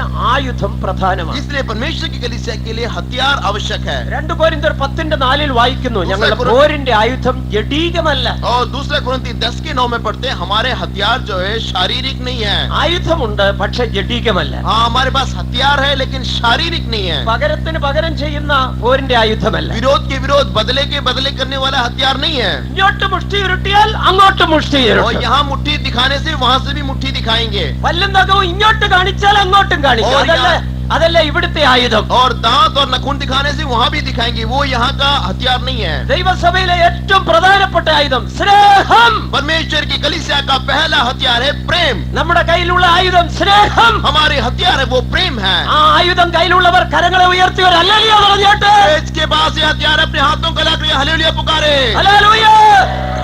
മനുഷ്യനെ കീഴ്പ്പെടുത്തുവാൻ ഇതിനേക്കാൾ വലിയ ശക്തമായ മറ്റൊരായുധം. मनुष्य किसी भी मनुष्य को अधीन करने के लिए प्रेम के अलावा कोई हथियार नहीं है। ആത്മീകമായ മറ്റു ചില ആയുധങ്ങളെ കുറിച്ച് എഫേസ്യ ലേഖനം 6-ാം അധ്യായത്തിൽ പറയുന്നു. और भी कुछ हथियार के बारे में एफेसी किताब 6वां अध्याय में पढ़ते हैं। രക്ഷ എന്ന ശിരസ്ത്രം, और उद्धार रूपी टोप है, നീതി എന്ന മാർക്കവചം, और धर्मी रूपी झलम है, കാലിന് സമാധാന സുവിശേഷം എന്ന ഒരുക്കം എന്ന और ചെരുപ്പ്, पैर के लिए मेल मिलाप की जूती है, അരയ്ക്ക് സത്യം എന്ന ബെൽറ്റ്, और कमर के लिए सत्य रूपी पटुका है, ഒരു കൈയിൽ ദൈവ വിശ്വാസം എന്ന പരിച, और एक हाथ में विश्वास रूपी ढाल है, ആ മറു കൈയിൽ ദൈവവചനം എന്ന ആത്മാവിന്റെ വാൾ. और दूसरी हाथ में परमेश्वर का वचन रूपी तलवार। ഇതാണ് പോരിന്റെ ആയുധം. यही है हमारा विरोध लड़ाई की हथियार। ഇത് ധരിച്ച് പോർക്കളത്തിൽ നിൽക്കുകയാണ്. और इस सब को पहनकर हम लड़ाई के मैदान में खड़े हैं। ഇതാണ് ആത്മീക ദൈവരാജ്യം. यही है आत्मिक परमेश्वर का ഈ राज्य। ആത്മീക ദൈവരാജ്യമായ സഭ ഇന്ന് ഭൂമിയിലുണ്ട്. और इस प्रकार के परमेश्वर के आत्मिक राज्य कलीसिया संसार में है। ഇതിന്റെ ഉത്ഭവം പെന്തിക്കോസ് നാളിലായിരുന്നു. और इसकी शुरुआत उस पेंतिकोस के दिन से शुरू हुआ। ദൈവസഭയുടെ ആരംഭം പെന്തിക്കോസ് നാളിലാണ്. परमेश्वर की कलीसिया का शुरुआत पेंतिकोस के दिन से हुआ। പെന്തിക്കോസ് നാളിൽ പരിശുദ്ധാത്മാവിനെ പകർന്നുകൊണ്ട് ദൈവസഭയ്ക്ക് ദൈവം തുടക്കം കുറിച്ചു. और परमेश्वर के उस दिन में पवित्र आत्मा को दे करके कलीसिया को शुरुआत किया। ഏതാണ്ട് 20ഓളം നൂറ്റാണ്ടുകളായി ദൈവം തന്റെ സഭയുടെ പണി ചെയ്തുകൊണ്ടിരിക്കുന്നു. और तकरीबन 20 शताब्दी के पहले से ही अपनी कलीसिया को शुरुआत कर दिया है। ആറാം യുഗമായ കൃപായുഗത്തിന്റെ ഒടുവിൽ और 6वां युग अनुग्रह युग के अंत में യേശു ക്രിസ്തു മടങ്ങി വരും. यीशु मसीह वापस लौट आएंगे। മടങ്ങി വരുമ്പോൾ ഈ ആത്മീക ദൈവരാജ്യമായ ദൈവസഭ ഭൂമിയിൽ നെടുക്കും. और ये आत्मिक जो परमेश्वर का राज्य कलीसिया है इस भूमि से इस संसार से उठा लिया जाएगा। അതോടുകൂടെ ആറാം യുഗമായ കൃപായുഗം അവസാനിക്കും. इसी के साथ 6वां युग समाप्त हो जाएगा। ആറാം യുഗമായ കൃപായുഗത്തിന് ശേഷം 6वां युग अनुग्रह का युग समाप्ति के बाद 2 യുഗങ്ങൾ വളരെ പ്രാധാന്യമർഹിക്കുന്നു. उसके बाद 2 युग बड़ा प्रधान है, महत्वपूर्ण है। ഒന്ന് ഉപദ്രവകാലം, 2 മഹോപദ്രവകാലം. 7ഉം 8ഉം യുഗങ്ങൾ. पहला है 7वां है क्लेश का समय और 8वां है महाक्लेश का समय। അത് 7 വർഷക്കാലമായിരിക്കും. इसका पूरी जो अवधि है वो 7 साल का है। ആ 7 വർഷക്കാലത്തെ സാത്താന്യ സാമ്രാജ്യത്തിന്റെ അതിന്റെ ഫൈനലാണ്, അവസാനം. और ये जो 7 साल है शैतान के साम्राज्य का अंतिम दौर रहेगा। ഇന്ന് ലോകരാജ്യത്വം ജാതികളുടെ കയ്യിലാണ്. अभी तो संसार का राज जातियों के हाथ में है। ആ ജാതീയ രാജ്യത്വത്തിന്റെ അവസാനമാണ് ഈ 7 വർഷ ഭരണം. और उस जातीय जो युग का यानी अधिकार का समापन है जो शैतान का राज का शुरुआत। ഈ 7 വർഷത്തെ ഭരണത്തെ, ആ രാജ്യത്തെ അന്തിക്രിസ്തുവിന്റെ സാമ്രാജ്യം എന്ന് വിളിക്കുന്നു. ये 7 साल के राज्य को ख्रिस्त विरोधी का राज्य होकर कह सकते हैं। ഈ അന്തിക്രിസ്തുവിന്റെ 7 വർഷത്തെ ഭരണം കഴിഞ്ഞ ശേഷം 7 साल का ख्रिस्त विरोधी का राज्य के बाद ഈ ലോകത്തിൽ ഒരു ഭയാനക യുദ്ധമുണ്ടാകും. അതിനെ ഹർമഗദോൻ യുദ്ധം എന്ന് വിളിക്കും. इसके बाद एक भयानक युद्ध होगा, उसे हर्मगदोन का युद्ध होकर ആ कहते हैं। ഹർമഗദോൻ യുദ്ധത്തോടുകൂടെ उस हर्मगदोन युद्ध के द्वारा യേശു ക്രിസ്തു ഈ ഭൂമിയുടെ രാജ്യത്വം यीशु ഏറ്റെടുക്കുകയാണ്. मसीह इस संसार का राज्यत्व यानी हकीमता यानी राज ले लेगा। യേശു ക്രിസ്തു ഈ ഭൂമിയുടെ ഭരണം ഏറ്റെടുത്തു यीशु കഴിഞ്ഞാൽ मसीह इस संसार का शासन लेने के बाद 1000 വർഷം ഈ ഭൂമി യേശുവിന്റെ ഭരണത്തിന് കീഴിലായിരിക്കും. 1000 साल यीशु मसीह के अधीन में ये राज्य रहेगा। അന്ന് യേശു ക്രിസ്തു ഭൂമിക്ക് രാജാവായിരിക്കും. उस समय यीशु मसीह इस पृथ्वी का राजा होकर रहेगा। സർവ്വ ഭൂമിക്കും രാജാവായിരിക്കും. सर्व भूमि सर्व देश का राजा रहेगा। തന്റെ വിശുദ്ധന്മാർ ക്രിസ്തുവിനോടുകൂടെ ഭരണകർത്താക്കളായിരിക്കും. और उसके पवित्र लोग उसके साथ शासन करेंगे। ആ 1000 വർഷത്തെ ഭരണത്തെ ദൈവരാജ്യത്തിന്റെ 2ാം ഘട്ടമെന്ന് പഠിക്കുന്നു. और वो 1000 साल के राज्य को परमेश्वर के राज का दूसरा पहलू होकर हम देखते हैं। ഞാൻ ഇപ്പോൾ ഈ 2 രാജ്യത്വങ്ങളെയും തമ്മിൽ ഒന്ന് താരതമ്യപ്പെടുത്താൻ പോവുകയാണ്. और अभी मैं ये दोनों राज्यों के बीच में समानता तुलना बताने जा रहा हूँ। 7 വർഷത്തെ എതിർ ക്രിസ്തുവിന്റെ സാമ്രാജ്യം, और 7 साल का ख्रिस्त विरोधी का साम्राज्य, അന്നത്തെ ഭൂമിയിലെ ഭരണം, उस समय के पृथ्वी का राज्य, അന്നത്തെ ഭൂമിയിലെ രീതികൾ, उस समय के पृथ्वी के रीति रिवाज, അതിനുശേഷമുള്ള യേശുവിന്റെ 1000 ആണ്ട് ഭൂമിയിലെ ഭരണം. और उसके बाद 1000 साल के लिए यीशु मसीह का राज्य, 7 വർഷം 1000 വർഷം. और एक 7 साल का राज्य और 1000 साल का राज्य। ഈ രണ്ട് സാമ്രാജ്യങ്ങളിൽ ഏതിലൊന്നിലെങ്കിലും നിങ്ങൾ ഉൾപ്പെട്ടേ മതിയാകും. और इस दोनों साम्राज्य के बीच में किसी में भी आप उसमें सम्मिलित होना है। നിങ്ങൾ യേശുവിന്റെ വരവിൽ എടുക്കപ്പെട്ടില്ലെങ്കിൽ यीशु मसीह के आगमन में उठा लिए नहीं जाने से അന്തിക്രിസ്തുവിന്റെ 7 വർഷ സാമ്രാജ്യത്തിൽ നിങ്ങൾ തീർച്ചയായും അകപ്പെടും. और ख्रिस्त विरोधी के 7 साल के महाराज में आप प्रवेश कर पाएंगे। യേശുവിന്റെ വരവിൽ എടുക്കപ്പെട്ടാൽ यीशु मसीह के आगमन में उठा लिए जाने से 1000 ആണ്ട് യേശുവിനോടുകൂടെ ഭരണകർത്താക്കളായി ഭരിക്കാം. और 1000 साल यीशु मसीह के साथ शासन करेंगे। ഒന്നുകിൽ അന്തിക്രിസ്തുവിന്റെ 7 വർഷത്തെ ഭരണം, नहीं तो एक में 7 साल के लिए ख्रिस्त विरोधी का राज्य में, ഇല്ലെങ്കിൽ യേശുവിനോടുകൂടെ 1000 ആണ്ട് नहीं ഭരണകർത്താക്കൾ. तो यीशु मसीह के साथ 1000 साल के राज्य में रहना। രണ്ട് സാമ്രാജ്യങ്ങളുടെ നിങ്ങളുടെ മുൻപിൽ വെക്കുകയാണ്, ഇഷ്ടമുള്ളത് തിരഞ്ഞെടുക്കാം. दो साम्राज्य हम आपके सामने में रखते हैं, आपको जो पसंद है ले सकते हैं। ഒന്നുകിൽ അന്തിക്രിസ്തുവിന്റെ 7 വർഷത്തെ ഭരണത്തിൽ, नहीं तो एक समय ख्रिस्त विरोधी का 7 साल का साम्राज्य, ഇല്ലെങ്കിൽ 1000 ആണ്ട് യേശുവിനോടുകൂടെ 1000 ആണ്ട് വാഴ്ച. नहीं तो 1000 साल का यीशु मसीह के साथ राज्य। ഈ 7 വർഷത്തെയും 1000 വർഷത്തെയും ഭരണത്തിന്റെ വ്യത്യാസം और ये 7 साल का और 1000 साल के राज्य में फर्क, വ്യത്യാസം നന്നായി മനസ്സിലാക്കിയിട്ട് ഇഷ്ടമുള്ളത് തിരഞ്ഞെടുക്കാനുള്ള സ്വാതന്ത്ര്യം നിങ്ങൾക്ക്. और इसकी आपस में तुलना करके जो पसंद है आप उसको स्वीकार कर सकते हैं। ഏറ്റവും ഒടുവിൽ നിങ്ങൾ പറഞ്ഞാൽ മതി ഏത് വേണമെന്ന്. और आप अंत में बोलने से काफी है कि कौन सा चाहिए, അന്തിക്രിസ്തുവിന്റെ സാമ്രാജ്യം വേണമോ യേശുവിന്റെ ഭരണം വേണമോ ആ സാമ്രാജ്യം വേണോ, ഏത് നിങ്ങൾക്ക് തിരഞ്ഞെടുക്കാം. और ख्रिस्त विरोधी का राज्य चाहिए या यीशु मसीह का राज्य करिए, आप स्वयं कह सकते हैं। യേശുവിന്റെ വരവിന് ശേഷം 7 വർഷം ഈ ഭൂമിയിൽ അന്തിക്രിസ്തുവിന്റെ ഭരണം ഉണ്ടാകും. यीशु मसीह के आगमन के बाद 7 साल इस संसार में ख्रिस्त विरोधी का राज्य रहेगा। ദൈവത്തിന് സ്തോത്രം. प्रभु के नाम की तारीफ हो। അന്ന് ഈ ഭൂമിയെ ഭരിക്കുന്നത് 3 ശക്തികൾ ചേർന്നാണ് 7 വർഷം ഭരിക്കുന്നത്. और 7 साल जो है इस पृथ्वी को 3 शक्ति मिलकर राज्य करेंगे। ചാർട്ടിന്റെ ഈ ഭാഗത്ത് ചെറുതായി രേഖപ്പെടുത്തിയിട്ടുണ്ട്. ये चार्ट के पीछे में संक्षिप्त में ये लिखा गया है, നിങ്ങൾക്ക് കാണാൻ കഴിയുമോ എന്ന് എനിക്ക് സംശയമുണ്ട്. और आप देख पाते हैं करके मुझे शक है। വെളിപ്പാട് പുസ്തകം 13-ാം അധ്യായത്തിൽ ഈ പൈശാചിക തൃത്വ ശക്തികളെ ചിത്രീകരിച്ചു. और यहाँ प्रकाशित वाक्य 13वां अध्याय के 8वें वचन में ये शैतान की शक्ति के बारे में 7 വർഷം ഈ ഭൂമിയെ ഭരിക്കുന്ന പൈശാചിക തൃത്വ ശക്തി. हम देखते हैं कि 7 साल ख्रिस्त विरोधी के राज्य में करने वाला त्रिशक्ति। ഒന്നാമത്തെ ശക്തിയാണ് മഹാസർപ്പം. पहला शक्ति है महा अजगर, അതിന് 7 തലയുണ്ട്, उसको 7 सिर है, അതിന് തീ നിറമുണ്ട്. और उसको തീ നിറം आग का रंग है, അതിനൊരു നീണ്ട വാലുണ്ട്. और उसको एक लंबी पूंछ है। ഈ മഹാസർപ്പത്തെ പരിചയമുണ്ടോ? कि इस अजगर को आपको परिचय है क्या?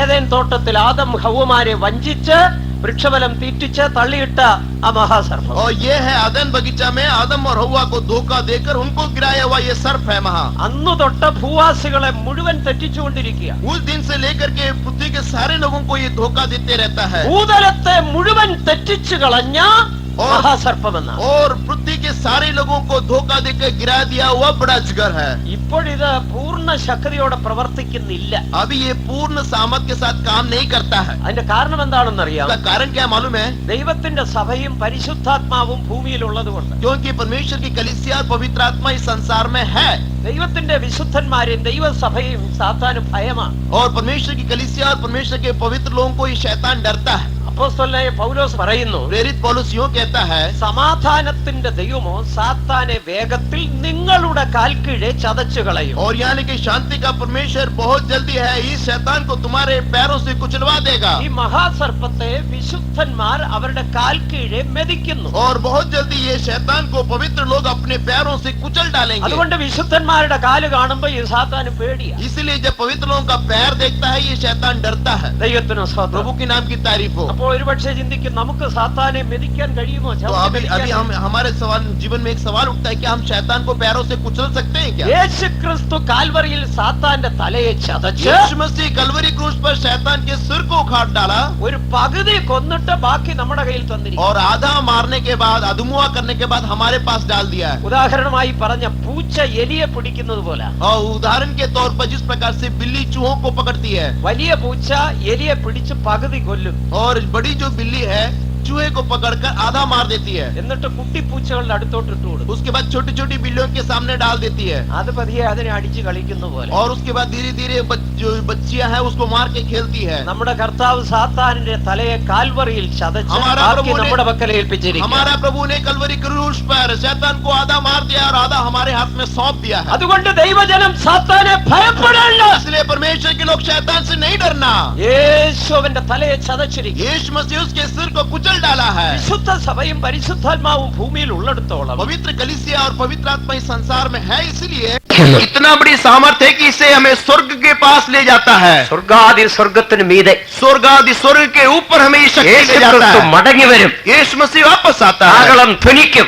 तुरी फूकी जाएगी, അവന്റെ വായിൽ നിന്ന് ഗംഭീരധ്വനി മുഴങ്ങും. उसके मुंह से गंभीर आवाज निकलेंगी, പ്രധാന ദൂതന്റെ ശബ്ദം മുഴങ്ങിക്കും. प्रधान दूत की शब्द ललकार होगी। പരിശുദ്ധാത്മാവിനെ പ്രാപിച്ച് പരിശുദ്ധ ജീവിതം ചെയ്ത വിശുദ്ധന്മാർ पाए हुए पवित्र जीवन बिताए हुए पवित्र लोग പരിശുദ്ധാത്മാവിന്റെ ശക്തിയാൽ पवित्र आत्मा की शक्ति से സിംഹാസനത്തിലേക്ക് കണ്ണിമിക്കുന്നതിനിടയിൽ പോയി ചേരും. परमेश्वर के सिंहासन में पलक मारते ही वहां पहुंच जाएंगे। ഈ ശക്തിയുടെ വലിപ്പം എന്ന് പറയുന്ന അളവറ്റ വലിപ്പമാണ്. और ये शक्ति का सामर्थ्य बोलने से माप है, बिना माप के है। അടുത്ത സമയത്ത് ഒരു പുസ്തകത്തിൽ വായിച്ചു, हाल में मैंने एक पुस्तक में पढ़ा, സൂര്യനോട് ഏറ്റവും അടുത്ത് നിൽക്കുന്ന നക്ഷത്രത്തിൽ പോയി ചേരുവാൻ सूर्य से नजदीक में एक तारे के पास जाने के लिए ഒരു മണിക്കൂറിൽ 2 ലക്ഷം മൈൽ വേഗത്തിൽ ഓടുന്ന ഒരു റോക്കറ്റിൽ കയറി സഞ്ചരിച്ച 1 मिनट में 2 लाख किलोमीटर जाने वाले एक रॉकेट में बैठकर 14,000 വർഷം സഞ്ചരിച്ചെങ്കിലേ സൂര്യനോട് അടുത്ത് നിൽക്കുന്ന നക്ഷത്രത്തിൽ പോയി ചേരാൻ 14,000 साल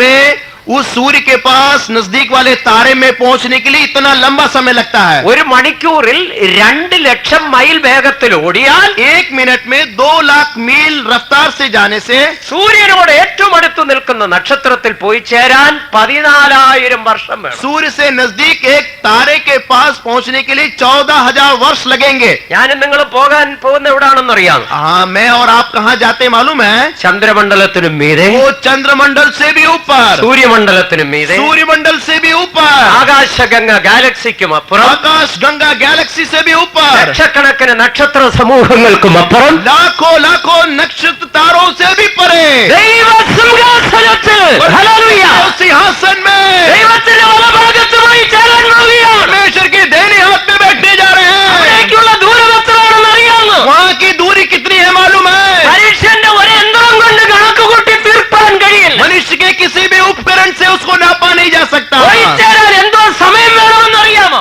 उसके पास पहुंचने के लिए कितना समय लगेगा मालूम है? ഒരു സെക്കൻഡിന്റെ 1/3 സമയം. 1 सेकंड का 1/3 भाग में, അതിനെയാണ് കണ്ണിമിക്കുന്നതിനിടയിൽ എന്ന് പറയുന്നത്. उसी को बोलते हैं पलक मारते क्षण। നൊടിയിടയിൽ मतलब क्षण भर में, ഇത്രയും സമയം കൊണ്ട് ദൈവസിംഹാസനത്തിൽ പോയി इतने से छोटे समय में परमेश्वर के सिंहासन तक पहुंचना। നമ്മളെ അവിടെ കൊണ്ടുപോയി എത്തിക്കുന്ന ശക്തി ഏതാണ്? वहाँ हमको पहुंचाने वाला शक्ति क्या है? പരിശുദ്ധാത്മാവിന്റെ ശക്തി. पवित्र आत्मा की ഹല്ലേലൂയ! शक्ति। ഈ പരിശുദ്ധാത്മാവിനെ നിങ്ങൾ പ്രാപിക്കണം. इस पवित्र आत्मा को आपको पाना है। ഈ ശക്തി നമ്മെ यही ദൈവസിംഹാസനത്തിൽ शक्ति കൊണ്ടുപോകും. परमेश्वर के सिंहासन की ओर उठाता है। ഇതാണ് ദൈവരാജ്യം. यही है परमेश्वर का ദൈവം राज्य। അനുവദിച്ചാൽ ബാക്കി നാളെ പറയാം. परमेश्वर यदि अनुमति करेगा तो बाकी बात हम कल बोलेंगे। എല്ലാവരും കണ്ണുകളെ सब അടയ്ക്കാം. लोग अपनी आंखों को बंद करें, എല്ലാവരും മുഴങ്കാൽ सब മടക്കാം. लोग घुटने में बैठ जाए। ദൈവരാജ്യം വചനത്താലല്ല ശക്തിയാലത്ര. परमेश्वर का राज वचन से नहीं सामर्थ्य में ഇന്ന് है। രാത്രിയിൽ ദൈവരാജ്യം നമ്മുടെ മധ്യേ ദൈവം സ്ഥാപിക്കാൻ പോകുകയാണ്. आज रात को परमेश्वर का राज हमारे बीच में स्थापित करना കേവലം चाहता है। വചനത്താലല്ല ശക്തിയാൽ, सिर्फ वचन से नहीं सामर्थ्य से, പരിശുദ്ധാത്മാവിന്റെ ശക്തിയാൽ, परमेश्वर की आत्मा की सामर्थ्य से। ഇരുട്ടിന്റെ അധികാരത്തിൽ നിന്ന് നിങ്ങൾ വിടുവിക്കപ്പെടാൻ പോവുകയാണ്. प्रकार की वश से आप छुड़ाए जाना है। സാത്താന് നിങ്ങളുടെ മേൽ ഇനി അധികാരമില്ല. शैतान को आपके जीवन में कोई हक नहीं है। യേശുക്രിസ്തു കാൽവറിയിൽ സാത്താന്റെ തലയെ ചതച്ചു. यीशु मसीह ने कलवरी क्रूस पर शैतान के सिर को कुचल डाला മരണത്തെയും है പാതാളത്തെയും ജയിച്ചിരിക്കുന്നു. और अधोलोक पर जय प्राप्त किया അവിടെ है। യേശു ജയം हमारा പ്രാപിച്ചിരിക്കുന്നു. यीशु जय प्राप्त किया है, യേശു ബലവാനാണ്. यीशु सामर्थ्य है। സാത്താൻ ബലവാനാണെങ്കിൽ യേശുവിൽ അതിലും ബലവാൻ. यदि शैतान सामर्थ्य है तो परमेश्वर सर्व सामर्थ्य ഇന്ന് है। രാത്രിയിൽ നിങ്ങൾ വിടുവിക്കപ്പെടാൻ പോകുക. आज रात को आप छुड़ाए जाने वाले हैं। ഈ ഗ്രൗണ്ടിൽ ഇരിക്കുന്ന ഓരോ വ്യക്തികളും, इस मैदान में बैठे हुए एक एक व्यक्ति, ഇരുട്ടിന്റെ അധികാരത്തിൽ ഇരിക്കുന്നവർ ഇന്ന് രാത്രിയിൽ യേശുവിന്റെ നാമത്തിലും രക്തത്തിലും വിടുതൽ പ്രാപിപ്പാൻ പോകുന്നു. अंधकार की शक्ति से यीशु हालेलुया। से लहू से छुड़ाना है। യേശുവിന്റെ നാമത്തിൽ, यीशु मसीह के नाम से, യേശുവിന്റെ രക്തത്തിൽ यीशु मसीह के लहू से എല്ലാ കെട്ടുകളും അഴിയാൻ പോവുകയാണ്. सारे बंधन टूटने वाले हैं। സാത്താൻ പറയുന്നു നിങ്ങളുടെ കെട്ടുകൾ അഴിയത്തില്ലെന്ന്. शैतान बोलेगा कि आपका बंधन नहीं टूटेगा। പക്ഷെ യേശു പറയുന്നു ഇന്ന് രാത്രിയിൽ നിങ്ങൾ വിടുവിക്കപ്പെടാൻ यीशु പോവുകയാണ്. मसीह बोलता है आपके बंधन टूटने वाले हैं। പാപത്തിന്റെ കെട്ടുകൾ, पाप के बंधन से, രോഗത്തിന്റെ കെട്ടുകൾ, बीमारी के बंधन से, അന്ധകാര ശക്തികളുടെ ബന്ധനങ്ങൾ, अंधकार की शक्ति के बंधन से, സർവ്വജീവിതത്തെ തകർക്കുന്ന കെട്ടുകൾ, पारिवारिक जीवन को तबाह करने वाली शक्ति से, വ്യക്തി ജീവിതത്തെ തകർക്കുന്ന സാത്താന്യ ബന്ധനങ്ങൾ व्यक्ति जीवन को नष्ट करने वाले शैतान के बंधन से ഇന്ന് രാത്രിയിൽ സാത്താന്റെ സാമ്രാജ്യത്തിൽ നിന്ന് നിങ്ങൾ പുറത്തു വരാൻ പോവുകയാണ്. आज रात ഹല്ലേലൂയ. के राज्य से बाहर आने वाले हैं। നിങ്ങൾ പുറത്തു വരാൻ പോവുകയാണ്. बाहर आने वाले हैं। നിങ്ങളെ ദൈവരാജ്യത്തിനകത്തേക്ക് കൊണ്ടുവരുന്നു. आपको हालेलुया। में लाने वाले हैं। പരിശുദ്ധാത്മാവിന്റെ ശക്തിയാൽ वो पवित्र आत्मा की അന്ന് सामर्थ से പെന്തക്കോസ്താളിൽ ഇറങ്ങി അതേ ആത്മാവ്, पेंतिकोस्त के दिन में वही निकला आत्मा, അതേ ആത്മാവ് वही आत्मा, കൊർന്നല്യോസിന്റെ ഭവനത്തിൽ ഇറങ്ങി അതേ ആത്മാവ്, कोर्नेलियुस के घर में वही आत्मा, എഫെസോസിലെ ശിഷ്യന്മാരുടെ മേൽ ഇറങ്ങി അതേ ആത്മാവ്, एफेसुस के शिष्यों में आए वही आत्मा, പത്മോസ് ദ്വീപിൽ യോഹന്നാന്റെ മേൽ ഇറങ്ങി അതേ ആത്മാവ് पत्मोस टापू में യോഹന്നാ के पास वही ഇന്ന് आत्मा രാത്രിവേളയിൽ आज रात के ഈ समय ഗ്രൗണ്ടിൽ ഇരിക്കുന്ന ഓരോരുത്തരുടെ മേലും ഇറങ്ങുവാൻ പോവുകയാണ്. मैदान में बैठे हुए हर एक के ऊपर आएगा। എല്ലാവരും ദൈവശക്തിയാൽ നിറയപ്പെടാൻ പോകുന്നു. पवित्र के सामर्थ्य से भर जाए। കരങ്ങളെ അടിച്ച് ദൈവത്തെ മഹത്വപ്പെടുത്തൂ. को ताली बजाकर उसकी तारीफ करे। ദൈവത്തിന്റെ ആത്മാവ് എവിടെയുണ്ട് അവിടെ സ്വാതന്ത്ര്യമുണ്ട്. उसकी आवाज दिया आत्मा है, वह आजादी है। വായ തുറന്ന് ദൈവത്തെ സ്തുതിക്കുക. मुंह खोल कर प्रभु की അഭിഷേകം പ്രാപിച്ചവർ അന്യഭാഷകളിൽ സംസാരിക്കുക. लोग अभिषेक में अन्य भाषा में बात करें। ദൈവത്തിന്റെ തേജസ് ഇറങ്ങിക്കൊണ്ടിരിക്കുന്നു. की महिमा उतर എല്ലാ ഇരുട്ടും ഓടിപ്പോകുന്നു. सारे शत्रु दौड़ എല്ലാ സാത്താന്യ കെട്ടുകളും അഴിയുന്നു. सारे शैतान के बंधन ഇപ്പോൾ തന്നെ अभी होने ദൈവശക്തി നിങ്ങളെ തൊട്ടുകൊണ്ടിരിക്കുക. परमेश्वर की सामर्थ छूने दे। നിങ്ങൾ വിടുവിക്കപ്പെട്ടുകൊണ്ടേയിരിക്കുന്നു. आप छुड़ाते जा रहे हैं। നിങ്ങൾ ഭയപ്പെടേണ്ട. आप डरना नहीं, ധൈര്യമായിരിപ്പീൻ. धैर्य रहना, ധൈര്യമായിരിപ്പീൻ. धैर्य रहना। ദൈവരാജ്യത്തിന്റെ ശക്തി വന്നുകൊണ്ടേയിരിക്കുന്നു. परमेश्वर की सामर्थ आती है, ദൈവരാജ്യത്തിന് ശക്തി വന്നുകൊണ്ടേയിരിക്കുന്നു. की सामर्थ आती है, ദൈവരാജ്യത്തിന്റെ സന്തോഷം വന്നുകൊണ്ടേയിരിക്കുന്നു. की आनंद आती है, ദൈവരാജ്യത്തിന്റെ സമാധാനം വന്നുകൊണ്ടേയിരിക്കുന്നു. परमेश्वर का मेल मिलाप आता है, പരിശുദ്ധാത്മാവിനാൽ അത് വന്നുകൊണ്ടേയിരിക്കുന്നു. पवित्र आत्मा से आता है। നിങ്ങൾ ഭയപ്പെടേണ്ട. ധൈര്യം